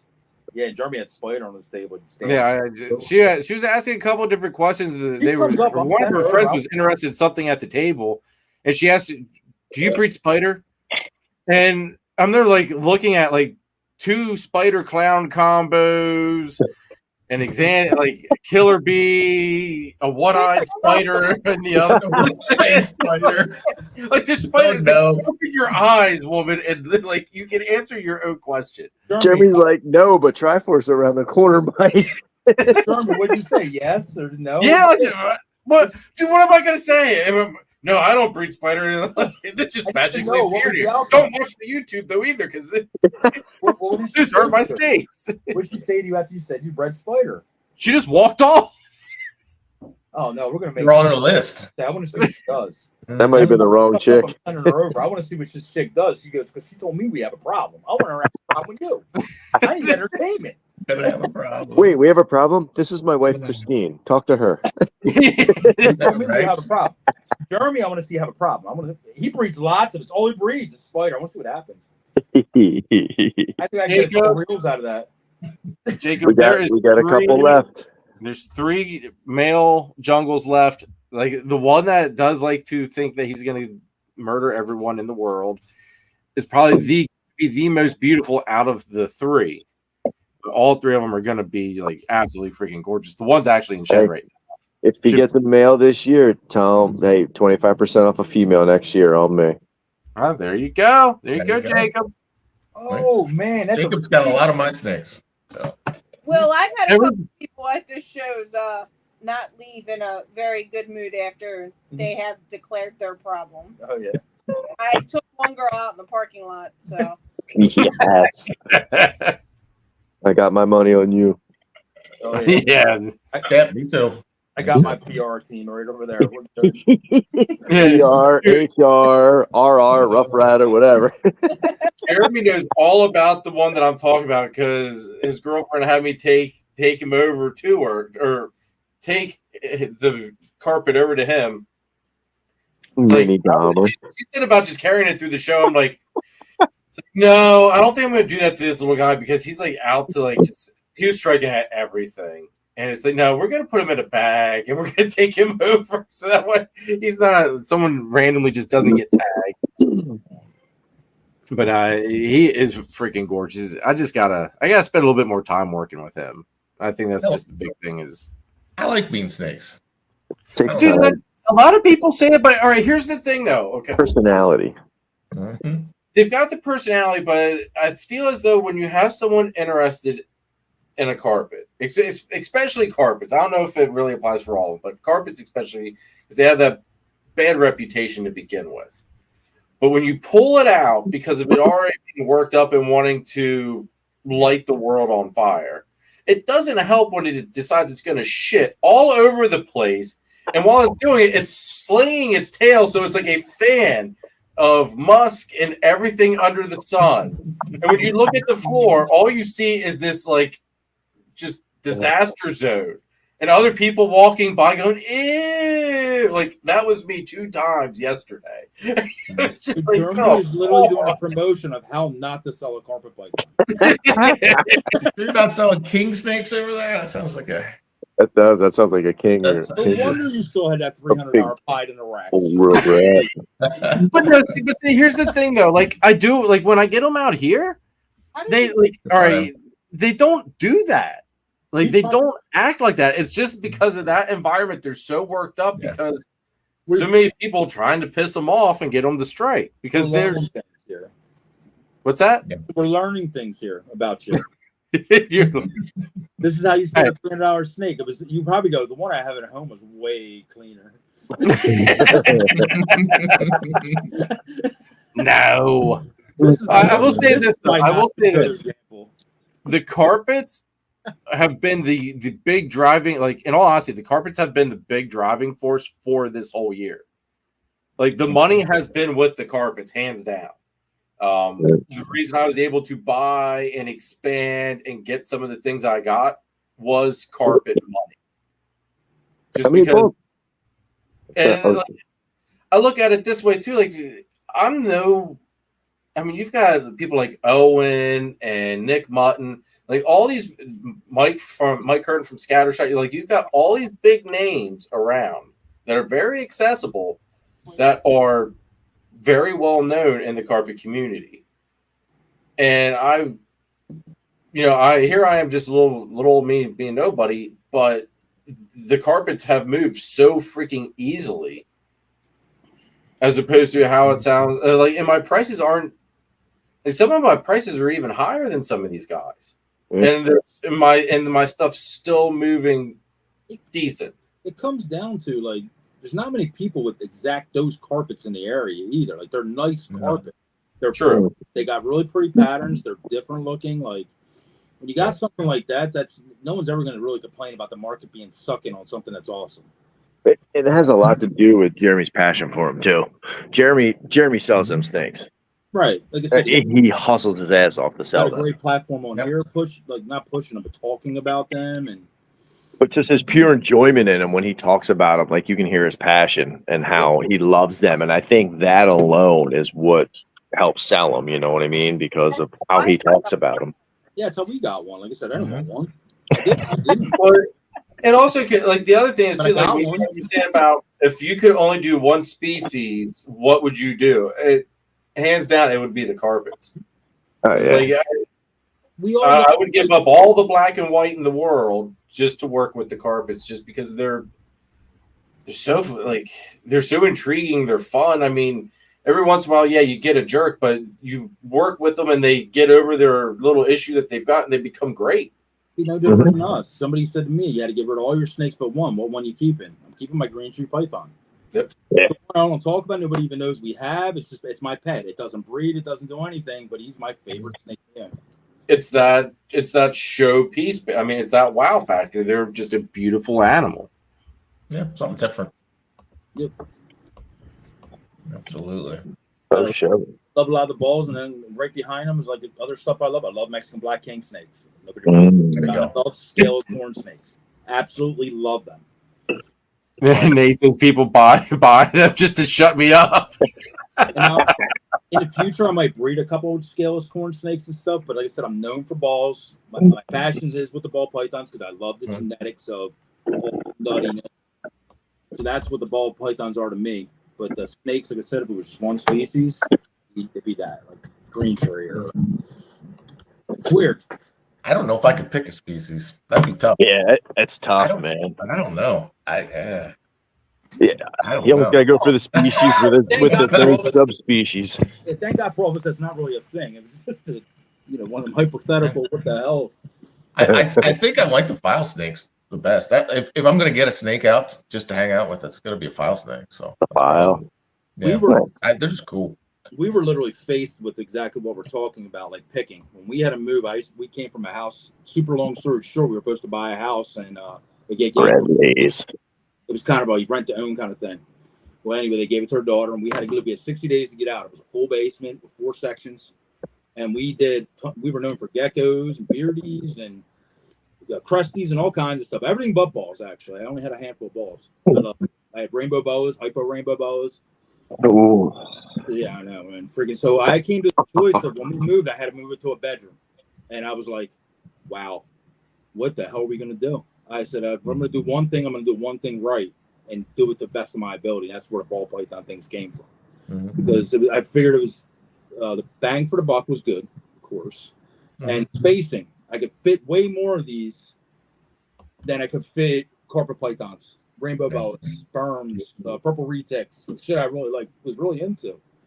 Big womos, all this kind of stuff. So we just drove from there about 7 years ago and moved here, and I've just ball since.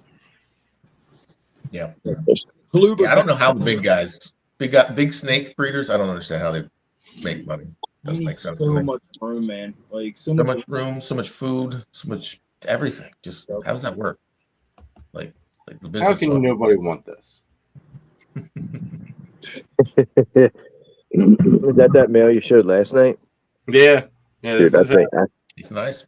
He's fire, man. Look at the pattern is so aberrant and just wild. Dude, there's like no banding on him. Yep. Now they're definitely cool. Like I said, yeah, absolutely. It's like we got the one off you. Like I said, when it comes to needing a cage, then we're gonna have to figure something out. Right now, don't go on the rack. Is Ken still in the chat? Ken, comment if you're in the chat. If you're in the chat, I'll bring out the gelatin because Ken always thinks I'm screwing with him about the gelatin. Comes down. You got the whatever. Yeah, man, have at it. But certain things have to come down in the room for us. Maybe Ken. Oh no, Ken's here. All right. The jalopin. There you go, Kent. The gelatin. I like that. No, will that get more black and white as it ages? She should stay basically just like this, very just gray and black. She's even like some of her sides have like a blue hue. So what down here in the lower portion, it's almost like it's very light sky blue. So what is she considered? It's just called a gelatin? Yeah, it's a locality. It's a different locality, like a specific region. Okay, is where they look like this. But it's still pure jungle, correct? No, that's the thing. They used to be considered jungles, but they're more related to poplins. Oh, okay. Yeah. Because the old school way of thinking was that they were jungles. What's the size? They're actually more closely related to poplins. Smaller or bigger? Poplins get bigger than carpets. What will she get smaller or bigger?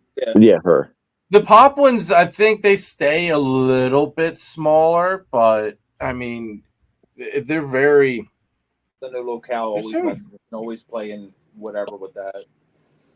Yeah, look at like I general rule of thumb. I always say like 5-6 foot. Just plan on 5-6 foot. Because I mean, like I look at my jungles. I mean, I've got Hercules, which normal jungle, and he's he might be hitting 4 foot now, and then you've got Xena, which is only a year older, and he's just shy of 7 foot, if not 7 foot. Yeah. I was gonna say that's man sizing backwards because carpets usually tend to get a little bigger than 4. Yeah, it can. Depends on locale. There's so many different locales of. Yeah. Yeah, the different locales it plays into a big size thing. Like the coastals get bigger than everything on average. Yeah. And there's bread lies, all the subspecies and shit. Yeah. I don't know about you guys, but I feel that carpets are definitely not seen as much today as they were even a decade ago. I used to feel No, they're not. Definitely not. Yeah. Definitely. That's why you're doing well with them. There's not much competition there. There used to be a lot of back in a decade ago, like Hamburg and Oaks and stuff like that. I remember seeing carpets all the time. Yeah. Pumpkin, to answer your question, their personalities, I mean, for the most part, in all honesty, they're really chill. That you do get your certain ones that are little jerks, but you work with them for a little bit. I mean, ask Kike. Kike put in a little bit of time with his. Like, it was fine when it was here. Got to him, became a little jerk for a little bit. He worked with his for a little bit. And you couldn't tell that it was ever, feisty. Mm-hmm. They're one of the species you put a little bit of time into them if they need it, and you get rewarded tenfold. It's a baby. Yep. I mean, I sent him the nastiest blood python I had. He tortured her before we got her. Oh, did he? Yeah. Ask Scotty. Scotty will tell you. No, Scotty doesn't know. Scotty's hand knew. What, with yours? What? Well, yours wasn't even bad when it was here. Yours was nice. Nathan's was nice. Until you took it out of the bag and it bit Scotty while I was holding it. Well, Scotty's got fat fingers. I mean, the snake probably thought it was a rat pup or a rat pink. Like, look at that glizzy. That fat going around tonight, Jeremy. That's not nice. We got our own fat man. We got our own fat finger friend. Oh man, but not like in all honesty, like that's the cool thing with the carpet. So like Xena, for instance, Xena was the biggest jerk.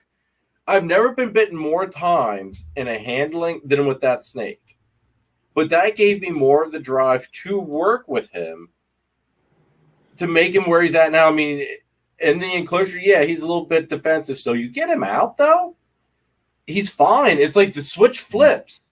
Like you just got to work with them and find their little triggers. You did get him laid too, so that helps. Oh yeah, dude. During breeding season, he's so freaking mellow, dude. Like you get like tired.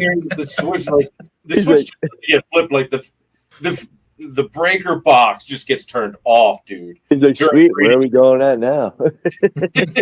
my warmers bite themselves and shit, man, before they come out.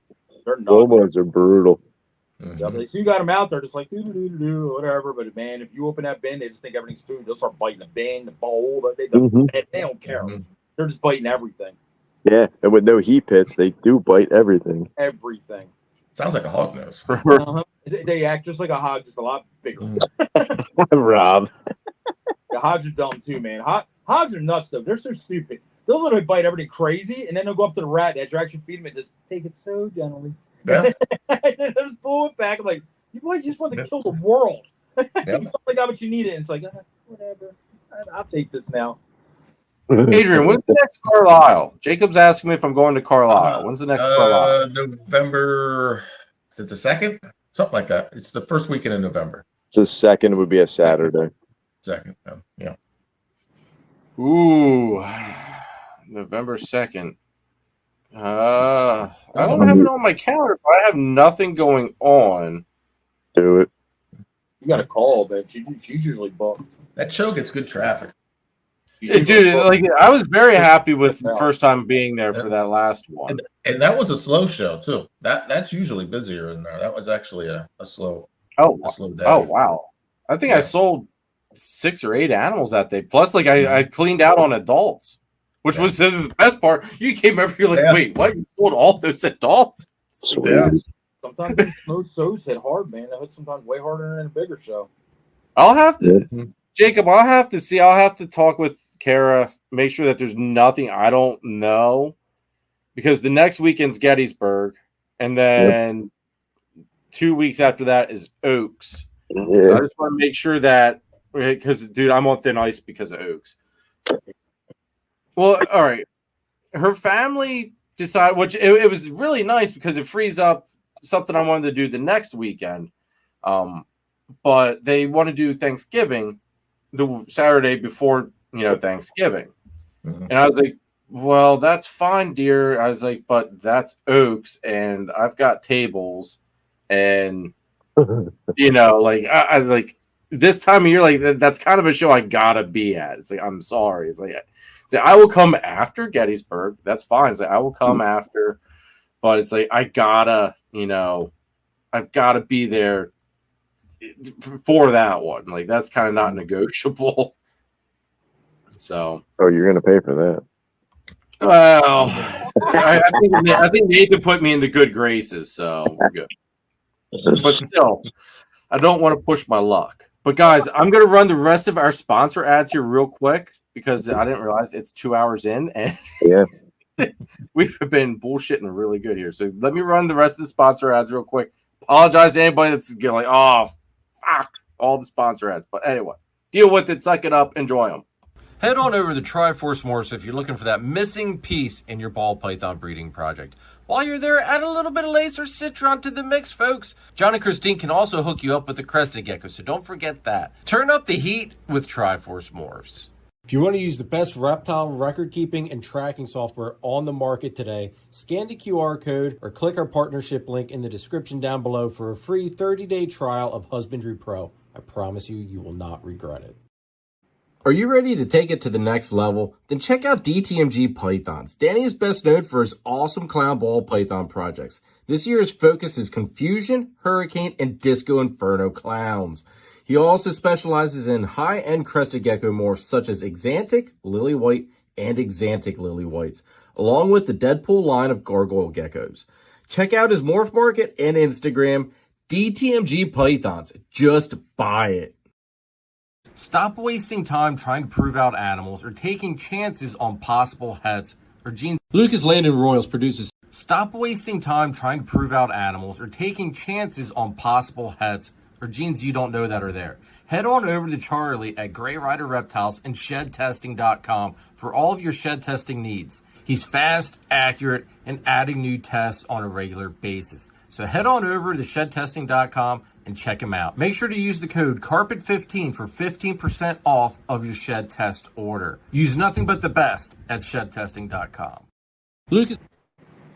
Lucas Landon Royals produces some truly high caliber snakes. Kai has been breeding ball pythons for 6 seasons and counting. He's working toward multi-recessive combos such as DG Clown, Hypo Clown Pied, Sunset Candy Pied, and DG Exantic Pied. He's working with several other species of snakes, but next year he's going to start breeding Boa Imperators, and he also has a small group of super dwarf retics. So be on the lookout for some super dwarf cow retics. Become a royal at Lucas Landon Royals. All right. Sorry for the little finger issue there. Again, touchpad and me do not get along. You got fat fingers too? No, I literally wasn't even touching the pad. My finger was like hovering over it, and then it like clicked on the thing I was hovering over. It's just like didn't even touch nothing. Let's tell everybody else they got fat fingers, but not admit we got fat fingers. Freaking Chris that night, man. I'll never forget that. Brittany asks, has anyone had a prolapse hemipene and a hatchling? What do you recommend? Sugar or water? Sugar water.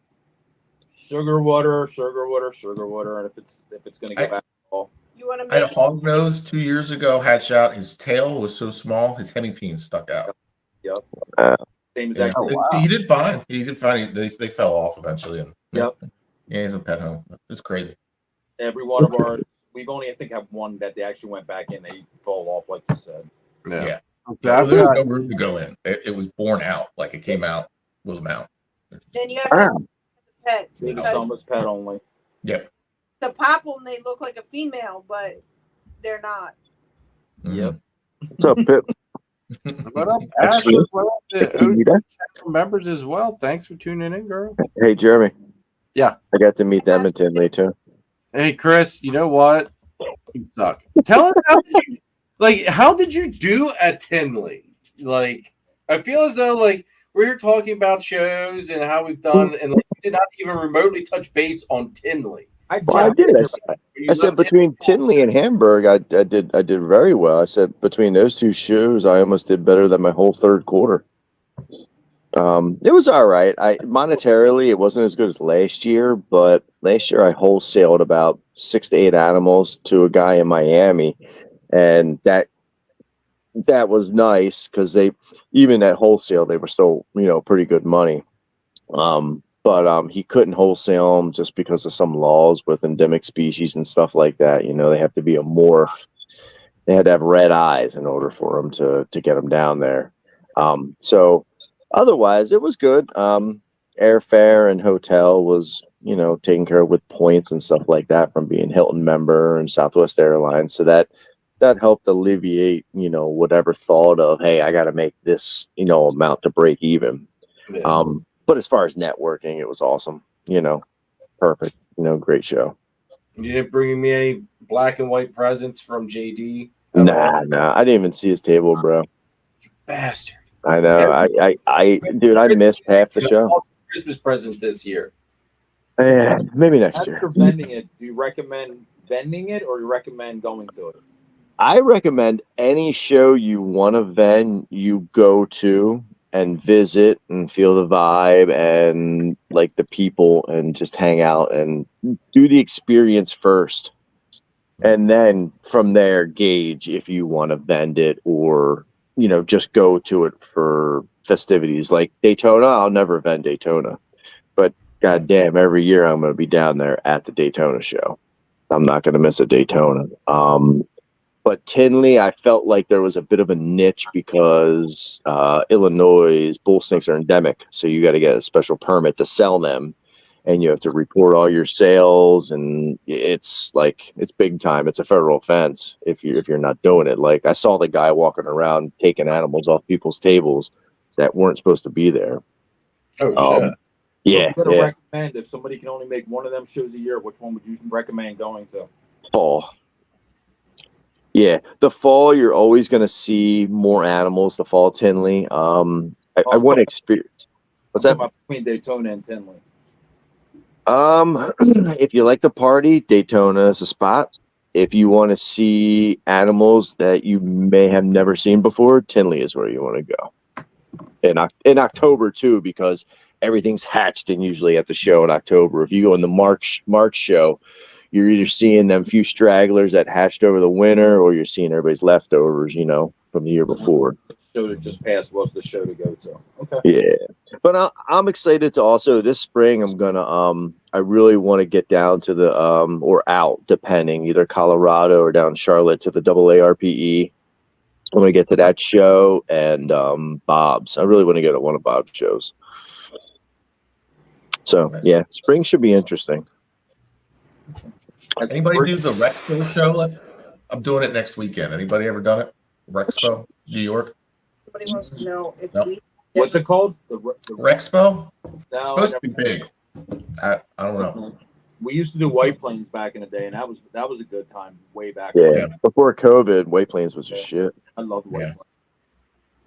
See, Brittany asks, so sugar water and sells pet only. Imagine if he loses the loses the hemipene, he's not going to be a good breeder. Brittany, I've got my leopard acid Blitz male lost his hemipene, and I mean I'm breeding him. He's already got one lock. So I mean, I mean, he's still got one. He's got one that works still. I mean, it's just maybe don't push him super hard. I don't know. That's my thought. What do you guys think? I had a hog nose that would breed with one. He lost one. So I had a killer firefly today, and he rocked the one hemipene, but he was like I said, bigger. As long as the other hemipene isn't whatever, you can explain that to somebody. If it is literally just one and all that stuff, give them the whole breakdown. Of course, discount it to whatever you got to do with it, just in case it doesn't breed. You know what I mean? Like you never know. From the gate, be transparent. Just be very everything. Exactly. What you got to do, and most people, like I said, they love you for that kind of stuff too. Whatever. But okay. Somebody might. Apparently, Tyler's Toxic Balls does that show. Oh, okay. Yeah, DM him. Tyler's a cool dude. Cool. Him and his dad. Good team. I've heard good things. I just haven't. Oh yeah. Yeah. Yeah, real good. I know. I keep having the people that do the Pittsburgh show out in Monroeville, out where actually it's the same place that they do the Comic-Con at. But those people keep sending me messages every year asking me if I would be interested in coming out the event. And it's like, man, I don't know. I've never done a show where I had to get a hotel room. And that's where my cheap assness comes in because it's a 2-day show. So I've got to get a hotel room because I'm not going to drive, 3 hours? It'd probably be like 3-hour drive for me to get out to Pittsburgh or out to Monroeville. So you got to watch with the Pittsburgh shows. Supposedly one is decent and one is not. And the one that's not, the promoter will give you shit if you vend to other shows and he won't let you back in. Damn. Yeah, there's a lot of drama over there. Yeah. I've done that mega show before. It's okay. It's good. It's decent. I've always done well. If you start going into that, Jeremy, like just put it that so we do a lot of hotel shows, like even Gettysburg, like I said, we have to get a hotel, we'll get it out there. You kind of just got to go into them like not expecting to do money, right? Just expect that you might lose that hotel money and stuff. Especially whatever. Just go in with that mentality. If you make it, you make it. But don't go in there thinking like, oh, I have to make my hotel money. I have to do this. Because literally, that's when you set yourself up for failure with that kind of stuff. You'll get some all kind of, it'll be a bad weekend and everybody will suck and like. Yeah. I say pull your YouTube card and say, hey, pull the YouTube card. Hey, look, this is what I'll bring you. I'll put this ad on my show for you guys. You pay for my hotel. See what they say. Hey, man, the way I rolled today, honest to God, the influencer crowd. What are they going to say? No. The other thing, I would even take it as give me 2 free tables. Hey, there you go. Yeah. Yeah. 3. You're gonna need 3 down there. The little table. Oh, that's right. Yeah, they did tell me there's 6-foot tables. Yeah. I don't even know if they're 6 foot. They're little. I think they did tell me they were 6 foot because I asked them how many tables. Whoa. Yes, they do. They do. So you know what? Maybe it'll be 3 tables, and they're gonna have to pay for brand new 6-foot tablecloths from Nathan. There you go. You can tuck the 8-foots in. It looks all right. Yeah, it's not. With tables butt up against one another. We've done it because the Havre de Grace is 6 foot. Yeah, it's terrible. Endel says that it's a decent show. Okay, yeah, it is. It is. You get a good traffic going through there. You'll do decently well. A whole new face for it. It's a whole new face for you too, Jeremy. Like it's yeah, totally. It would be. And here's the thing, though. Like, I feel as though for that to do something like that to justify doing it, I've definitely got to do it because I think they only do it 2 times a year, maybe if I'm not correct. So I've got to make sure I time it to where I've got the carpets. Because I don't think it would be worthwhile to be doing it with just the balls because then nothing makes me stand out. Yeah, So no, you gotta take the carpets. That may be a stupid thought process, but literally, like what I've noticed that shows, the carpets is what makes me stand out. So basically, do it when you got them and all that stuff. And like I said, just reach out. Sure. Maybe you'll get a free hotel room. That stuff's like real today with all the influencer stuff, and a lot of people do that stuff as part of their promotion. If they think they can reach 3,500 people with a commercial, it might be worth it to them because literally, like they got to promote anyway. Might as well throw it to a channel, throw it through your show for a few weeks, whatever. And for them to write off a table or two, even if they didn't pay for your hotel, like get you a table, it's a write-off technically for them. It's advertising. Yeah, advertising. Very true. Yep, we did a show out in we did Rhode Island about a couple years ago. Just to try it out. We felt we're never going to do it again because of what the hike was, but it's cool to go out and venture somewhere else. Definitely. Yeah. Like we got stuck on traffic on the way home, an extra 4 hours, and that didn't help. Like it was like we're never doing this shit again. That's the mentality. I said the exact same thing. It was something new. It was actually exciting, new. Mm-hmm. Yeah, we looked at it like a trip, like a vacation almost. Yeah, you did it too. You were there. We did it right after you guys. You guys were like, I don't know about that show, and I did okay, but I wasn't going back. It's too far. Yeah, too far. It was too much after it was all said and done. Like go back, but I'd love to get down to Fredericksburg, maybe Virginia, or some of these other places I've never been. Because, like I said, it brings in a new crowd of people. Mm-hmm. Yeah, new crowd of people, get your name out there to different, just out there in general. Cool. Yep. Yeah, for that's sure. what I'm doing with Expo. And plus, you got to admit, this whole freaking PA circuit, it gets boring. I mean, at least I get bored. Been doing it for freaking like a decade. Mm-hmm. It could get real stale, like Yep. So I enjoy here's my I enjoy seeing the familiar faces. I enjoy seeing and talking with all the breeders that I do talk to throughout the day. Right. Although I do feel as though, like you said, you're seeing the same people come through the doors. So they've got blinders on and they're just kind of autopiloting through the whole show until they get to that one thing that they're looking for. And they're not really looking. Yep, I wake up different for Hamburg shows and Oak shows than I do for Gettysburg or even Repticon shows. Like Oaks is from my backyard, so it's basically like literally it's time to make the donuts. I go to the damn show, so we don't have a hotel. It's like a work day. I got to go there, freaking set up, come back home, unload the animals, whatever, fast. Hamburg's becoming that too. It's becoming very whatever for me because, like I said, in the same amount of 45 minutes away with no hotel, and it's like go there, do whatever. So they're not really fun shows for me. But Repticon sometimes can be fun, and I love Gettysburg because it is a weekend away. I get to hang out with y'all, eat dinner. That's what Gettysburg is for me, is that part. And sell animals in the meantime, cool. That's basically my networking, have fun with my friends kind of weekend.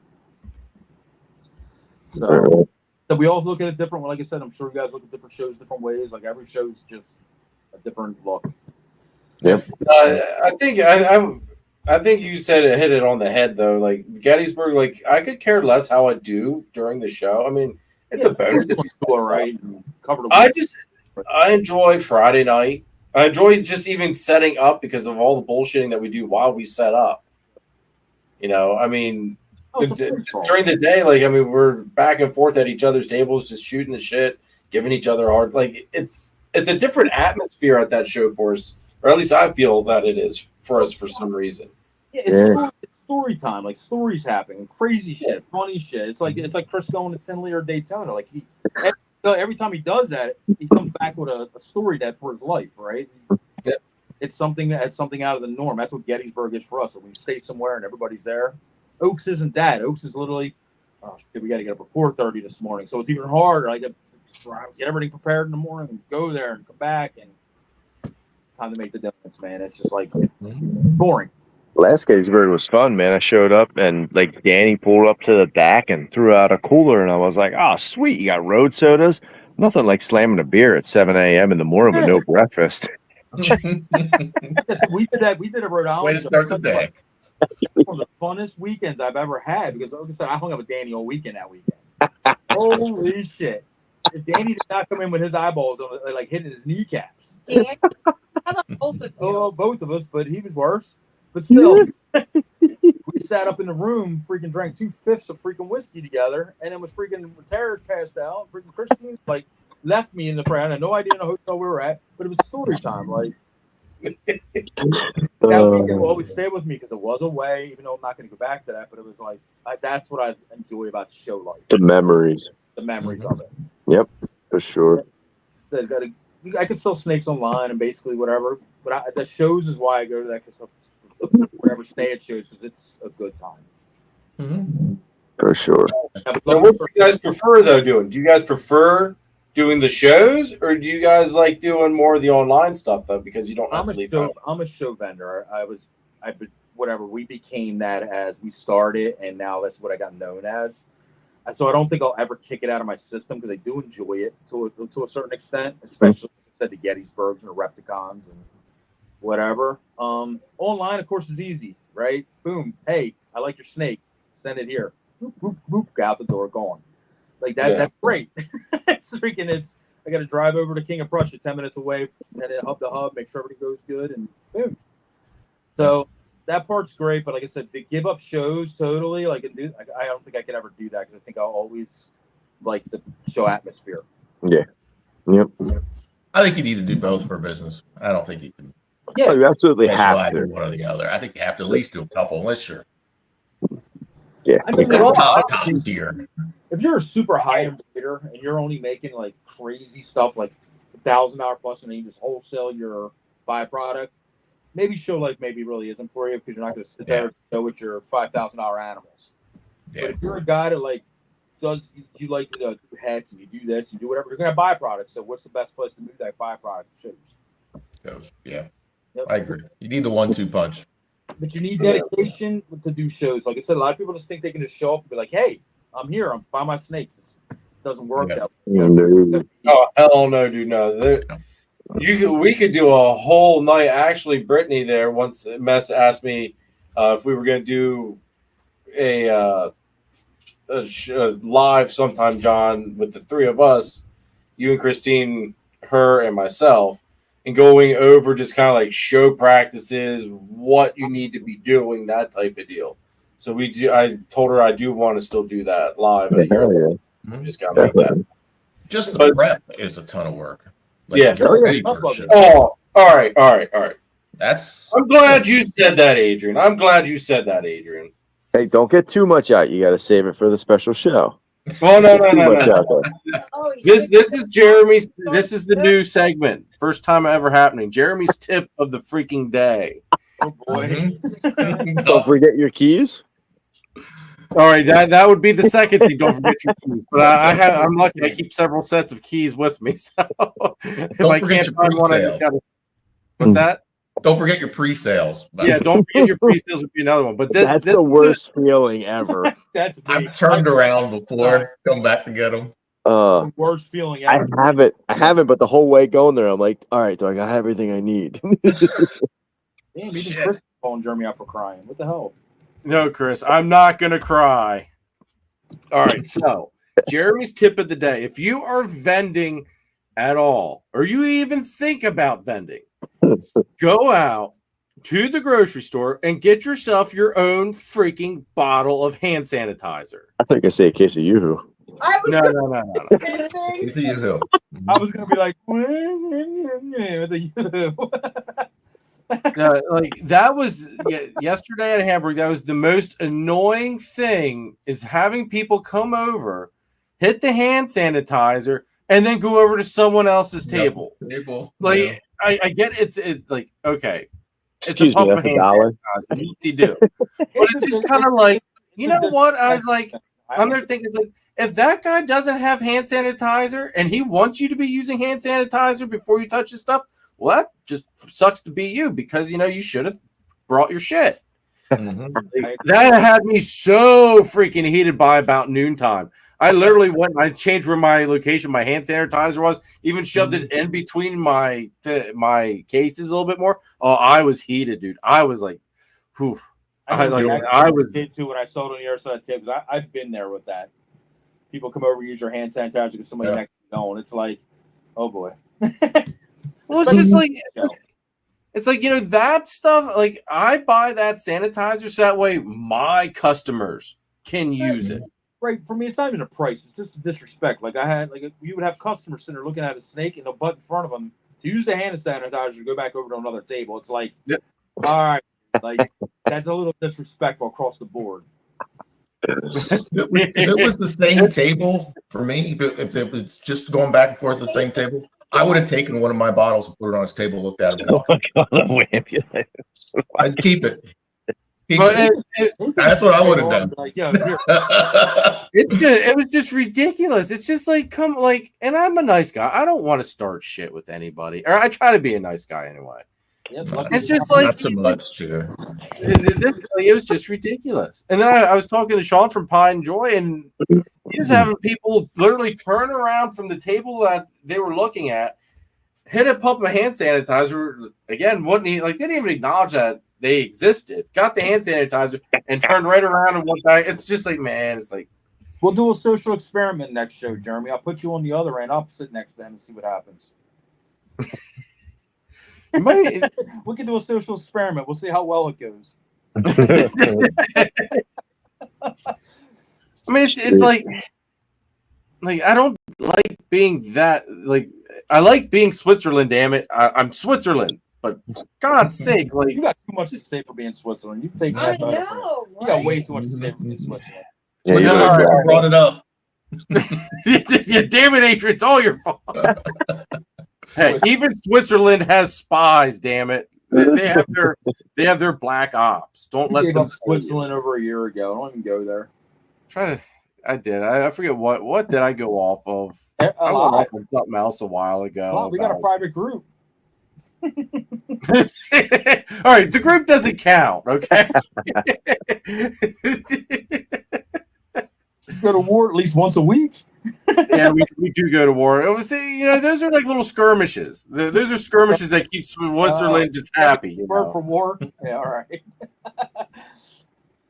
Therapy discussion. That's what they are. See, if more people would buy more steak, then I could afford to supply other breeders with hand sanitizer. That'd be great. I would literally come with hand sanitizer next show, and as soon as it happened, I would hand the guy and say, "You need this more than I do." That's my mentality. That's Jeremy's sponsorship for next year. A gallon of sanitizer. That's what I'm getting you, bro. You can even be nice about it. Be like, look, these people kept coming over. That you need this. Like I'm giving you a helpful tip. Like, here's the first bottle on me. But if you show up again now without it, like now we're gonna have a problem. That's exactly what I would say to him. Freaking Nathan. Good stuff. I'm so upset the Spider freaking declare war on you. I like Charlie's idea. Just get a clear bottle. So you're like punch him in the throat. Oh, swap it with mayonnaise. Clear bottle, fill it up with water. Oh, I'll give some people want to talk about hand sanitizer. Here's a helpful tip. Don't leave your hand sanitizer out in the trailer. Because literally, when you go to freaking use that hand sanitizer, the next one, people are washing their hands with freaking straight alcohol that you could race a car on. It's violent. It stinks and it's potent. Crack. I did that one time. I was like, oh shit. Yep, that's got to come in the house. Clean her hand. I'm like, we're all dying. Don't take a deep breath. Toxic fumes in the air. It literally turns it into like racing fuel. That's funny. So but no, like that, I don't know. That was my little pet peeve this weekend. That was my pet peeve. Use your own acrylic bottles that are not too cheap, like $20-$30 a piece. You leave them out in the heat too; they'll crack with a freaking hand sanitizer in them. They'll eat them. Freaking, the lids will just fall off them and shit. They literally just deteriorate. Oh, jeez. I wouldn't have thought hand sanitizer was that volatile. Basically, dude, it's like literally like 90% alcohol. Yeah, they can actually catch on fire if it's too hot. Yeah, dude, it's like in your car. I left it in the store one time, and I was like, "Oh my god, man!" It was potent. My bottles were all warped and freaking. I had to go buy new acrylics and everything. They literally melted them. Like some kind of crack. KY. I put them in my hands. I'm like, "Oh shit, they're on fire!" I had to pull the freaking shit off. I had to get another hand. Oh, it was terrible. Talk about not being like prepared or doing something stupid. Oh, that's funny. Same way, your chalk markers. If you let them heat up too much, they will explode on you every time you go to write with them the next show. Well, I was having such terrible freaking issues with my chalk markers yesterday. Like, the stuff would not flow over them like it should. Like, and the writing sucked. Oh, I was pissed. Where do you keep the bags? Like, where do you keep chalk markers? Do you bring them inside, or you leave them outside, or like I said, they're in my show bin, just out here in the basement. So they came inside. They get too cold to do the same shit. They'll just work the other way. Just they don't work at all. No, I mean they were like there was stuff in them. The stuff was flowing, but it wouldn't flow like to the tip through the however they work. It wouldn't work. It was almost like user error to me. Sometimes we would like come from a show and like we took our stuff to our storage unit because I don't have room to keep like the show stuff here. So long story short is like we're leaving in the car a day or two, like whatever. We'll get over to storage unit Tuesday, like the show's Saturday, Sunday. Well, if it's a 90-degree day outside, is what happened is how I found this shit out. Is left the chalk markers in the truck, the freaking hand sanitizers in the bags. Well, yeah, that was a mistake. Oh. Yeah, like literally all that. It was all destroyed and damaged because of the heat. Because the car heats up, 100 freaking 30. Oh yeah. Summertime. Yeah. So I cooked them. So when I went to go use them show markers, the next one, every time I went to put price on some, blew up, leak all over. And that's happening to you at 8 o'clock in the morning. You already know how freaking wild man I am at freaking the morning. It makes for a very, very, very, very stressful couple hours. Makes for an angry John. Very angry. If the hat's backwards before 9. Yeah. Or if it's sitting there like this, I'm people just know, like, yeah, shit, does not mess with him from noon. What's the matter today, John? Nothing, man. How much time you get? Yeah. The best part is when John's that worked up that he's scaring customers away. like that has happened once, and it was rightfully good. It was a good reason why, but still, I've never seen anybody get that mad at a show to where they were scaring customers away. And John hit that point. Like John was in a very bad place that day. Oh well. Shit happens. You want a cool snake? You'll come back and see me eventually. I'll put a smile. Yeah. I'll be here next time. I'll be here next time. I missed that show though. I missed that show. I love that show. It hasn't been that many times. A couple times. So I've only ever seen you get that mad one time. Mm-hmm. Although the other time, was it at Oaks? Hamburg. He said you about worked that person up. Which one? What did I do with them? I think it was either Oaks or Hamburg that you almost were. You were, or maybe it's Rep. No, it was Hamburg. It's maybe one of all of them. It was Hamburg. It was that gecko dude, that young kid. Yeah, like that. John was heated as all hell that day too. I missed that. Like I was in opposite rooms when all that was happening, and I came back in, and I'm like, what's going on? I calmed down. I went and talked to that kid, but it was the disrespect line on that one. Big time disrespectful. Like just at that point, and like we talked to that. The customer base didn't really see that one. That was just me. I was just mad that morning. I was just that was before the show. Yeah, that was before the show even started. That was just disrespect lines of just straight up. Big time. All proportion. But I calmed down and I talked it out. Like I said, I'm a very level person when I'm normal. It's just what do you describe as normal? When he came back, he didn't want to talk. All he wanted to do was just stare at the freaking displays and do prices. And that's not John. That's not John. That's not a happy John. When he won't interact with you and all he wants to do is write numbers down. I'm Italian Greek, man. Like I said, I usually keep it very under wraps, but sometimes it's just meant to boil over. Yeah, you did. I'm a very prideful person, man. Respect means very much to me. Oh hell yeah, dude! And that's the thing, though, too. Like you can't just go be dissing, spreading misinformation, talking shit about something that you don't know about. And two, just about other people. You got have your shit straight. You know what I mean? Very, very ignorant. My wife. That's what set me off the edge too. Like sort of talking to a woman that way. It's like stop. Like we're not going here. Yep. Yep. For sure. Well, guys, it's been 2.5 hours. It's 10:30. You guys, let's do one more thing, and then we'll wrap this up. What advice can you give anybody that wants to start doing shows, or maybe that's having a crappy show season? Give just list one or two things that they can think about to improve or change.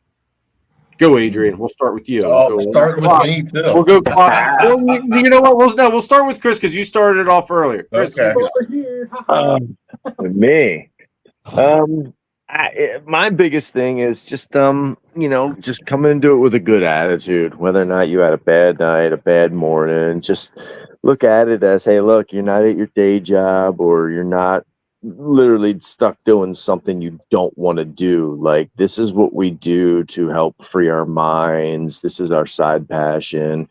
This is our business, whatever it is to you. But look at it just come into that positive state and just talk to people, be inviting, say hello to people. Good morning, good afternoon. Like we talked earlier, discuss what they have in their hands, like talk about it, like try to spark the conversation without even thinking you're going to make a sale. Like just talk to people about their species, or maybe it's a species they work with that you might want to work with in the future that you don't know about. They might be able to educate you at the same point in time when you're educating them about something you work with and have a passion for. And yeah, conversation, man. Look them in their eyes. Be a human being. That's it. Yeah. That's John, nice. Christine. Me next. Well, yeah, we're going counterclockwise. We're going to do Adrian last. About wrapped up the whole kind of stuff. Now, what's the other part of that question? Because, like I said, there's not much I can really add to like exactly that. Like that's exactly. What can people do to improve if they're having a bad season, or if they're thinking about vending for the first, just one or two little tips? All right, if you're having a bad season, you just chalk it up to odds, right? Literally, if show season, John, show season, not breeding season, show season. Show season, it's the same thing. Season. Yeah, you said season, man. You messed me all up. We're talking shows here, man. We're talking shows. Shows. You need to interact with people at shows, and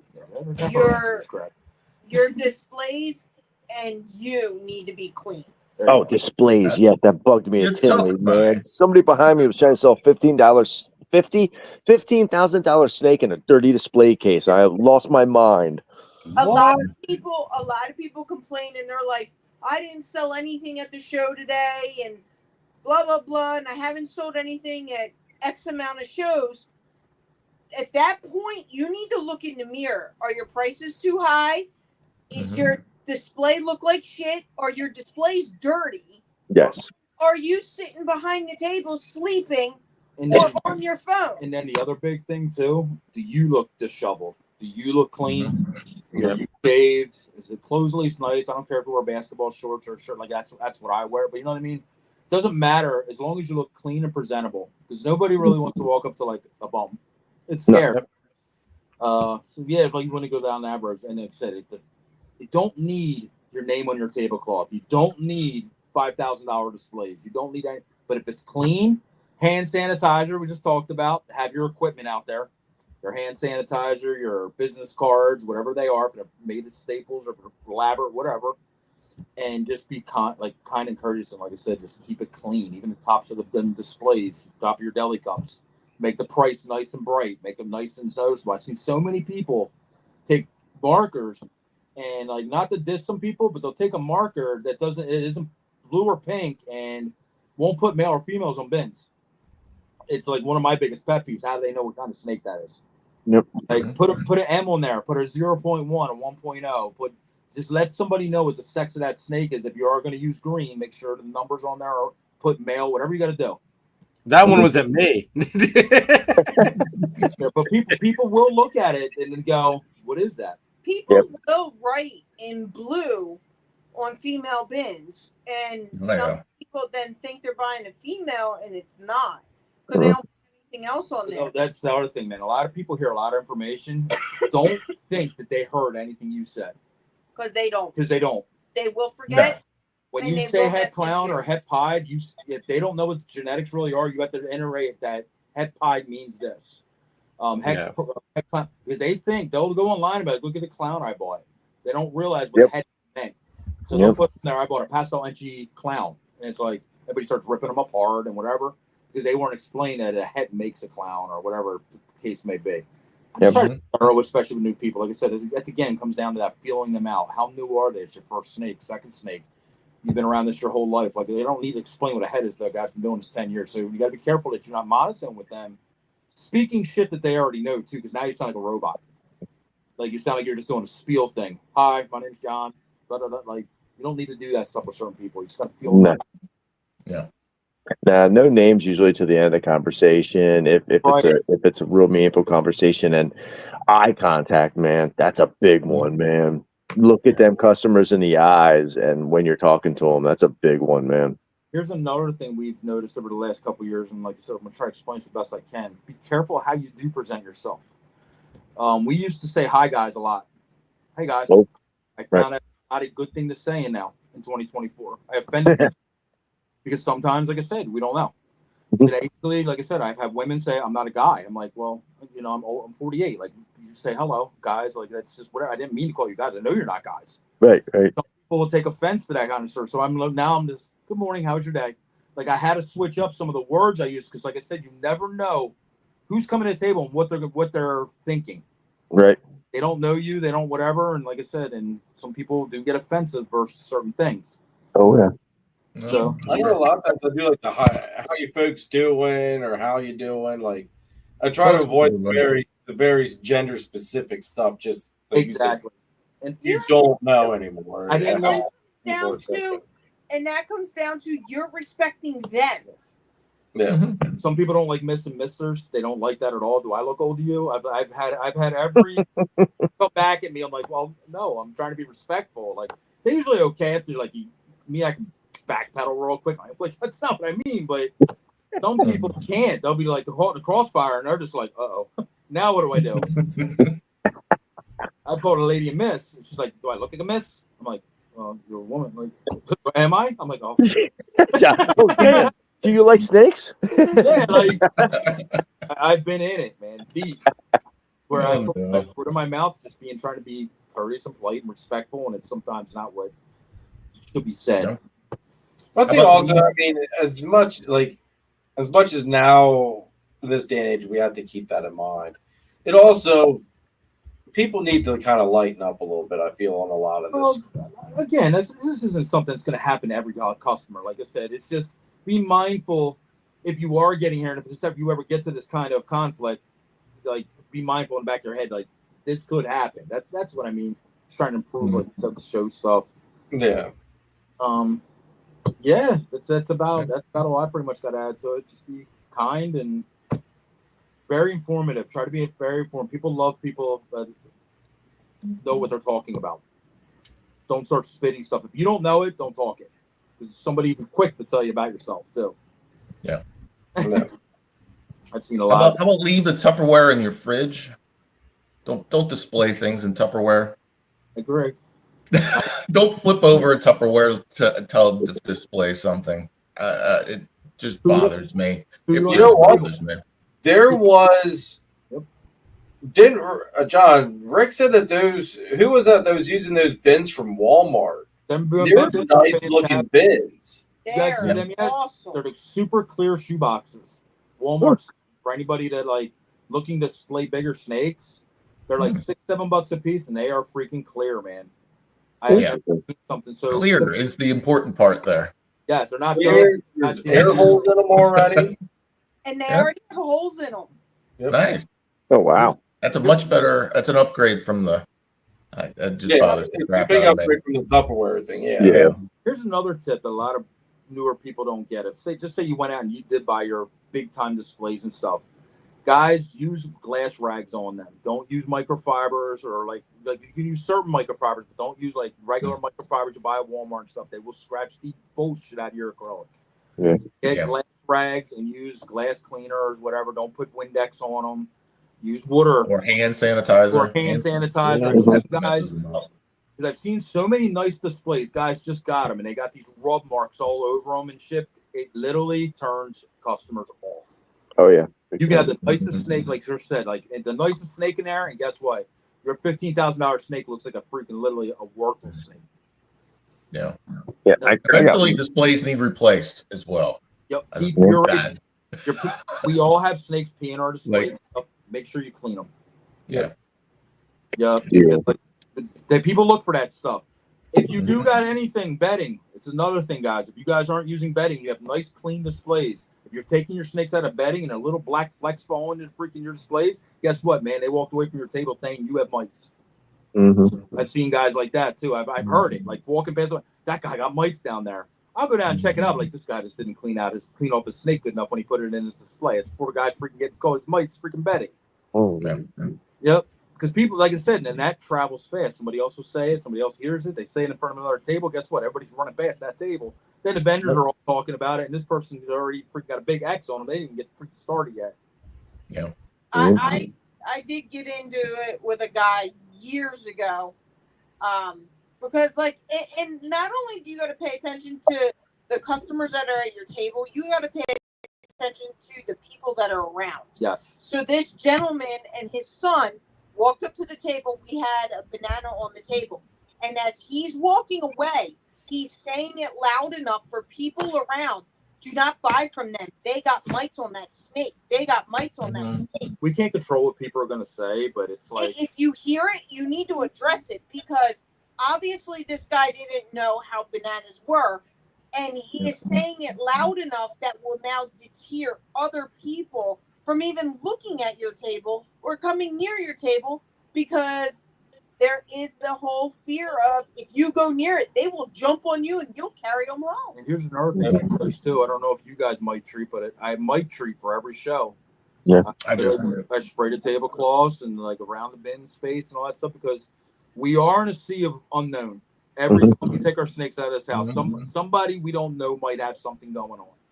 Yep. We've seen it all the time. Like you said, you saw a $30 freaking banana, all skinny, whatever. We don't know what's showing up, because the reptile world shows are open to anybody that's not screened, at least the way it should be. And 9 out of 10 times you can't control who your neighbor is at a show. Usually. Right. No, Very true. I treat every animal that comes back with reptile spray, because I've hog nosed. You can't use the other stuff. Yeah, like, and again, I spray them all down, wash them off, and they go into a hatchling room that doesn't have my adults in it. All right, well, now, speaking of this, I've always heard people saying about using the hot shot strips. You know, put them in your room, just the vapor, I guess because they slowly vaporize or whatever. Right. I was just, because I've been having spiders and crap in here, and it's been pissing me off. I thought, hey, that might be the key to get rid of those little freaking spiders. And I was reading the thing on them, and it says you're not supposed to use them for anything that's occupied for more than like 4 hours. You're technically not. With the hot shot strips, you got to be careful.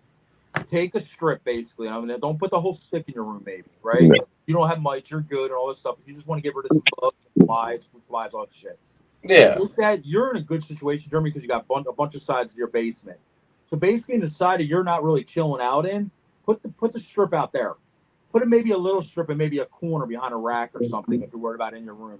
You don't need to put the full strip in there. Put maybe a little piece here. If you're doing it in small moderation, just like anything else, you'll be fine. It's not going to kill you. But if you're putting a whole stick and you're just like, hey, like freaking, like there's 5 sticks in your room, yeah, you're probably not going to make it to the age of 40.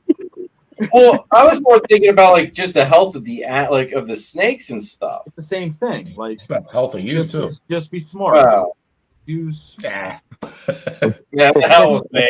Chop it That's up. a true reptile lover there. So what I do is I put it, when I use the hot shot, I'll take a deli cup and I'll literally put holes all in the deli cup. I'll take a piece of the slivers of it and I'll chop a piece off it. Sticks are yay long. So basically chop it in, so you get 7 to 8 sticks out of it, right? Take them, slide them underneath your racks if you're worried about spiders. Fruit flies, because everybody like to know in summertime, you can be clean as hell. Them fruit flies are coming. Oh yeah. There's all son of bitches. But those hot shots will tame that down. If you're worried about like summertime, put maybe a little piece of that up on your top of your rack. It don't have to be every rack. One here, one there, 3 places in your room maybe. It was controlling, man. And spiders, especially like in the basements and stuff, the wolf spiders on shit. Oh, You yeah. got side. I put half the stick on the other side. Away on the other side of your snake room. Put the little pieces in your room if you're worried about it. If the room doesn't do whatever, you might not even need to put them in your room if you put them on the outside of your room. Because, like I said, you're clean. You don't have mites. Yeah. Like this kind of thing. Well, see, that's just my big thing. Is like I was worried about just when I saw about the 4-hour thing. Another thing is like, all right, well, if it's not safe for people being there for more than 4 hours, Sure. like, do I really want to just put it in there with the snakes? And they're in there all the time. So it's like, so I didn't get any. I wouldn't put it in. Like I said, if somebody gets a break on a mites, that's how they used to try to treat them back in the day for all these new ways of doing stuff. Because now you can use like nicks and you can do like frontline spray. There's so many different ways you can buy these stuff to like treat mites if they do have an outbreak. Back in the day, you really didn't have. You had like Prevenamite and a reptile spray, and like the snake couldn't be in the enclosure for X amount of hours after you sprayed it. So people used to take the strips, used to chop them up and just throw them in every bin. Yep. Every bin in a little like souffle cup. Yep. In a little souffle cup, and guess what? It usually would eradicate them after so much time of doing it. Yep. It'll take care of them. It will take care of them. Like, but you probably are doing a little bit of damage too. Like I said, if you're doing too much, if it's big, whole room, if you have 100 freaking snakes and 100 little sticks in every snake, you're probably all dying. Like, that's like I didn't mean to actually like stick them in with the snakes. I just meant like in the snake room. Yeah, you'll be all right. I've done it before in the past for like a week, like a full strip. I put a strip in the reptile room for a week, and I take it out because I don't want to breathe that shit all the time. Yeah. It made us sick in the beginning. Like I said, a long time ago, about 8 years ago, I brought snakes in that had mites. Okay. Boom, my collection got them. My collection wasn't near as big as this at the time, but holy shit, it was bad. So I took off show circuit for over a year and all that stuff. And I hung the hot shots in here full of things. We got sick as hell. Because we had I put 2 in here, and I was like, boom, boom, boom, and I had them on top of the racks. I'm like, the more the better. Let's kill these sons of bitches. Yep. Like, I don't want mites on my snakes. I freak out, like no different than anything else, like overkill. So I learned a lesson, man. It's like, and you got to do shit in moderation. Yeah. Yep. For sure. So, can I answer that question quick? Yeah, go ahead, Adrian. I use Ed's displays. He makes the acrylic big, nice looking cases for adults, or you can use the big delis. Look nice. They're clear. You can see through them. They look uniform. I just don't like the shoebox things that we just discovered that come from Walmart. Maybe those. I'm not familiar with those. Maybe it has to be clear, like the translucent stuff. You're trying to sell something that you can see, and you can't see the animal. Yeah, it's got to be that polycarbonate clear. Also, don't look professional either. It looks like you literally just bought it. Like you brought it. You brought it up. Yeah, I'm looking for spaghetti stains. Like it's just. If you can afford the boxes you got are amazing. Like you said, the square. I love them better than towers. It's truthful. I don't have it, but I look at like a table like yours, and it's clean. I love that look. Yeah. You just want to look professional and clean when you're at these shows. Like it'll stand out. It's got good. You look like you're a professional business, not some guy just with a couple ball pythons and in deli tubs. It makes it look like you took it serious. You're not just here. Not just at the show trying to unload a couple snakes just because. What's up, Jim? I put money into it. I put time into it. I care about this. This is important to me. You're also selling important to you. Like you have investment animals. You might have some byproduct there, but it's investment animal stuff. You can't really expect to bring in people with dinge and dirt for an investment animal. Why should they spend with somebody else that does care? Yep. Go to Ed for your displays. I see it, Brittany. Go to Ed. I look at it this way too. One snake, on average, will pay for one display. It could. That's how I look at it. Sure. Absolutely. Even if it's 6 animals. And every time you upgrade your look, you will do better at shows. Yes. This is what I will do better. I will 100% agree with that because I look at how I started off, and I was ecstatic if I would sell just one freaking animal when I had started. And now it just flows. It shows growth. Brittany, if you're out or you be at Gettysburg, Brittany, I will personally take you over to Ed. I should be there. I'll message her. I'll get her Ed's contact. Okay. I have Ed's email, but I know sometimes his email's messed up. Yeah, I'll get her contact on DM him on IG or something like that. Should get rid of him. Okay. That's the building blocks of doing shows. Like I said, we started out by like what's to do with like a new person doing it. Like I said, you don't need to show crazy green displays like we got. Like I said, we started out with used displays, but they were clean. I cleaned them the best I could do. Even some of them had some cracks, but I covered them with a little sticker. Like I made about very creative of how to make it look just clean.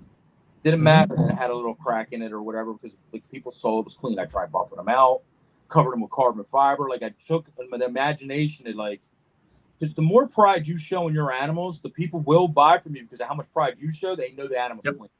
Yep. If you come in, like I said, $15,000 snakes and deli cups, they show you don't give a shit about that animal. You care about the money because you're pocketing it. You obviously, if you had $15,000, you should have freaking literally a $15,000 look. Dude, no substrate in the display and year rates in the corners, and I'm like, what the fuck is wrong with you guys? You got guys that do substrate. Some guys do nothing. Some guys do paper. Some guys do busy paper. Busy paper sometimes is not a good thing either, guys. I don't like that either. Too much. You can't. Too busy.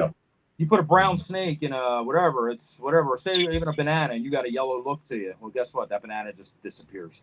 I know that having green displays, like some of my light animals, don't look half as good as they do in dark. Yeah. So we're literally I'm gonna counter that this year. Like I'm gonna start working on another look because I change our look like every 2-3 years. You have to. Green still, but I'm gonna start adding blacks and stuff so I can take the banana, the pie, and put it on the black spot because it's gonna look so much more presentable on a black spot than it is when you're working on a neon green spot. For sure. Way. That's the thing I've been fighting with my Exantic stuff, though. How can I make that Exantic pop more beyond that bright freaking green that it's sitting in? I mean, I've got the white bedding, but ultimately, I would love it if that bedding came in black. Well, what you do then is you turn some of your spots into nice, flat, black areas. Don't have to be that bedding. Do one other. That's what I did for years was basically the checkerboard effect. Green, black, because it's whatever your other color is. It does look great across the board, and then you take your animals and you section them off where the black is. It doesn't have to be that bedding. You can get away with nice black, whatever. Black beans. Black eye beans. Yeah, I used beans for a little while. You can use beans. Yeah, I love beans. That's what I do. Beans. Great. The beans. They make kidney beans, red ones, black, white northerns. Yeah. Yeah, cheap. Mm-hmm. Cheap, easy. Dump them out. Put some new in there. And they soak up the moisture. If they pee or urinate, that's a dry bean. They soak it up. I've seen people use the craziest shit in displays. I'm like, whoa, damn. I've seen people load them up with marbles. You know how fucking heavy them things must be? Like, literally, it's already has 40-pound display, and you got literally 60 pounds of marbles in that shit. I have a handful on that freaking display case. That's why your displays are so fucking heavy. I see marbles, like, loaded up that much in them. Like, you're going to need marbles, man. Do a little layer. I've seen some School shit. Crop asks, can you have a female that just doesn't produce? Yeah. We have sterile human beings. Why not? We're all animals. Or just pour. You just get, And again, like, I don't know how long this guy's tried to breed this girl that doesn't produce. I've had girls literally 3 years. 7 years, dude. 7 years. 7 years.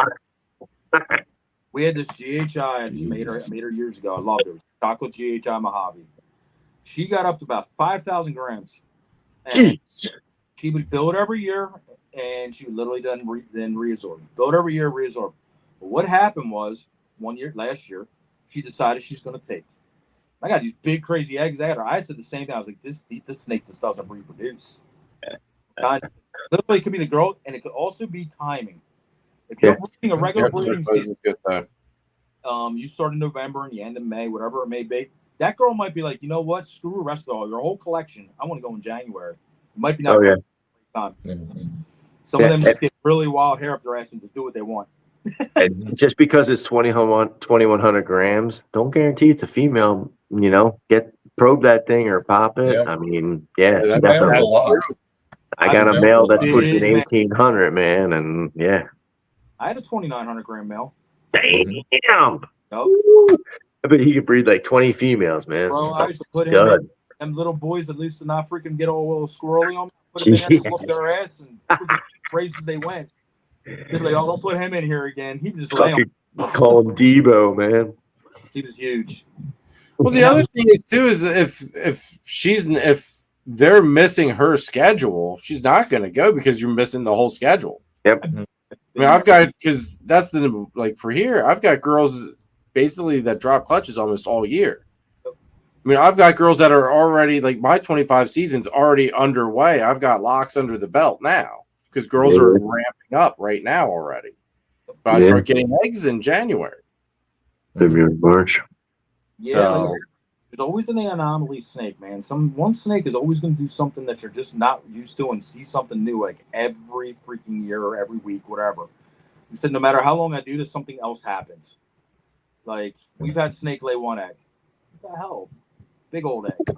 Seen snakes lay 2 eggs. Nothing else. Like, oh, okay. Seen a little girl, 1,600 grams, lay 13 eggs. That's fucking Snakes were wild. this big. They were literally like freaking like milk snake eggs.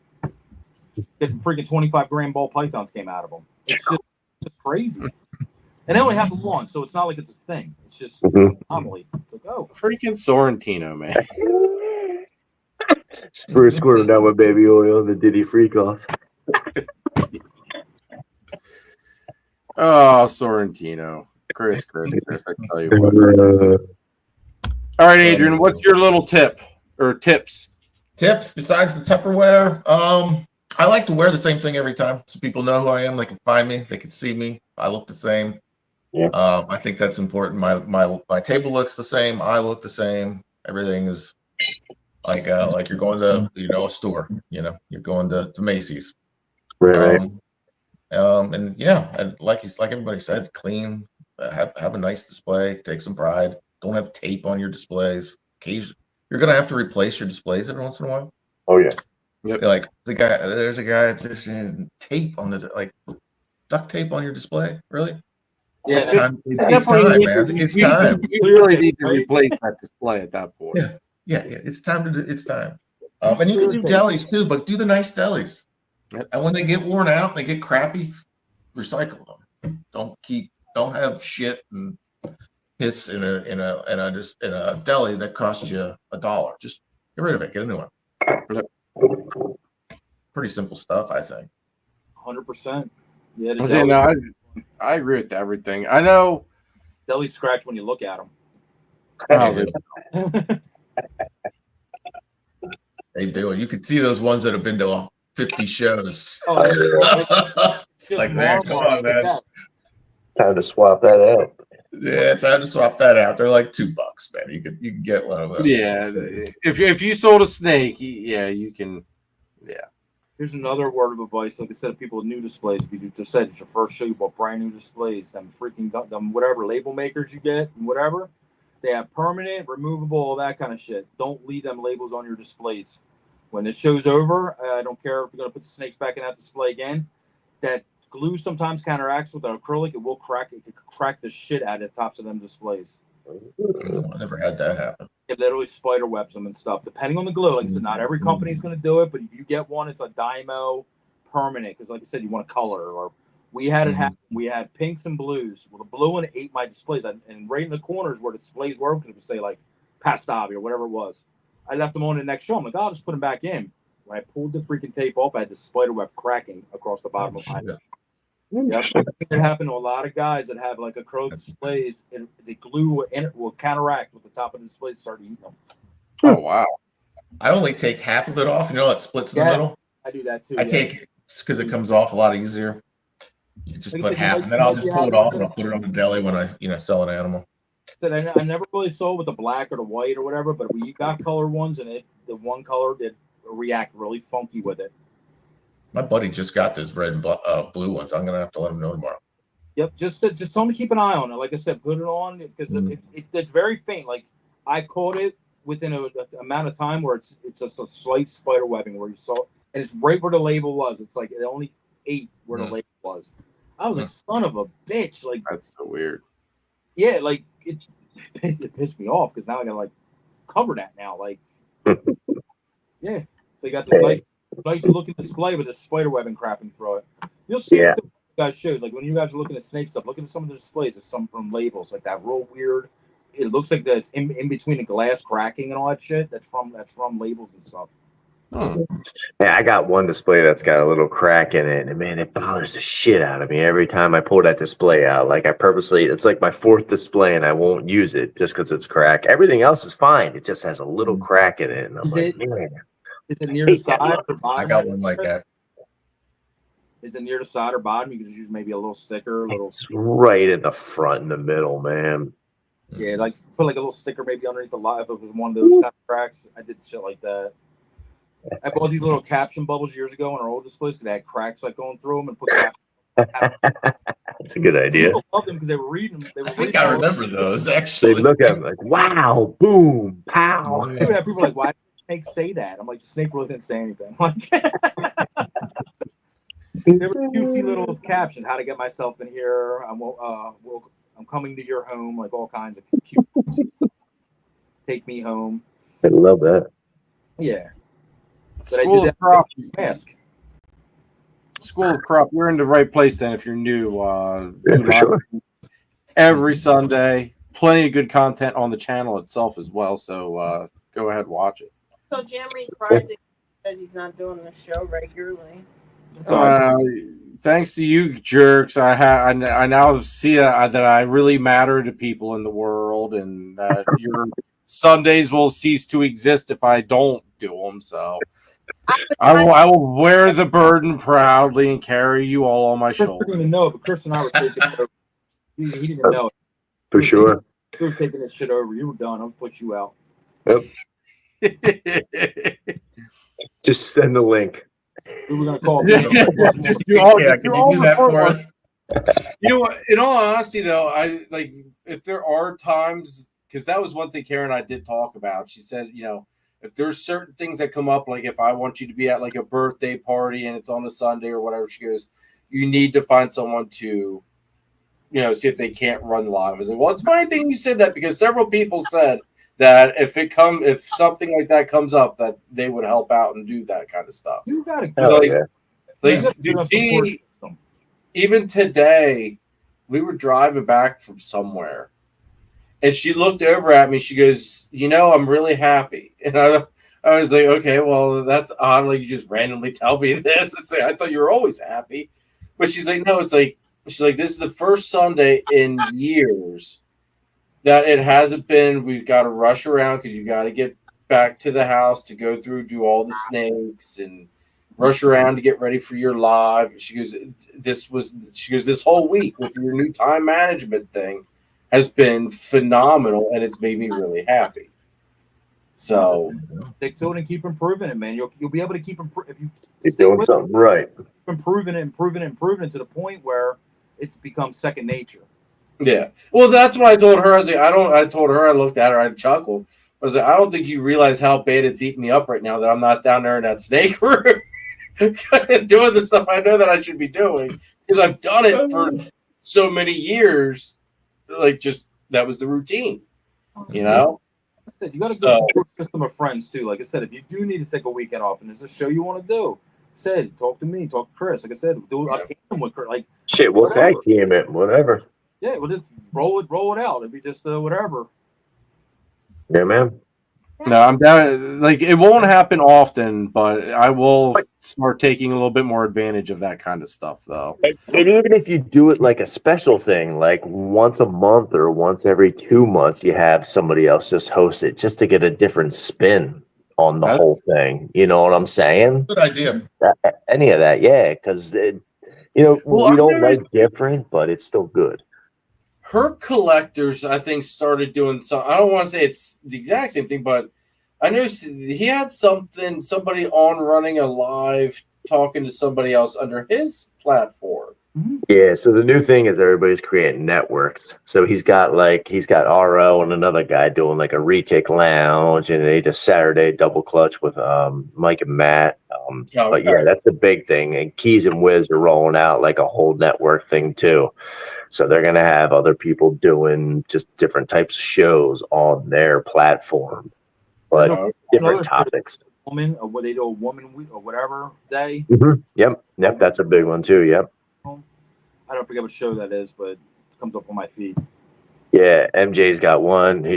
What's her name? It's one of their feeds.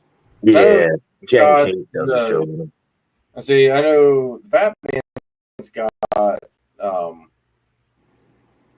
like Paul and Gerald and Jared. I think doing something with the 15 minutes of lame special stuff or something. Like they've got it's a lamest chat on Sundays. Yep, that's it. Yep. Like and that's what they're doing. They're just expanding their network. The show stuff does go far too, because like I said, even us, like I love just kicking on podcasts while I'm cleaning snakes. You don't got to sit here and look at me while I'm talking or whatever, or look at any of us. Just put it on the background. They're just talking bullshit about like just this. To say I was a new breeder.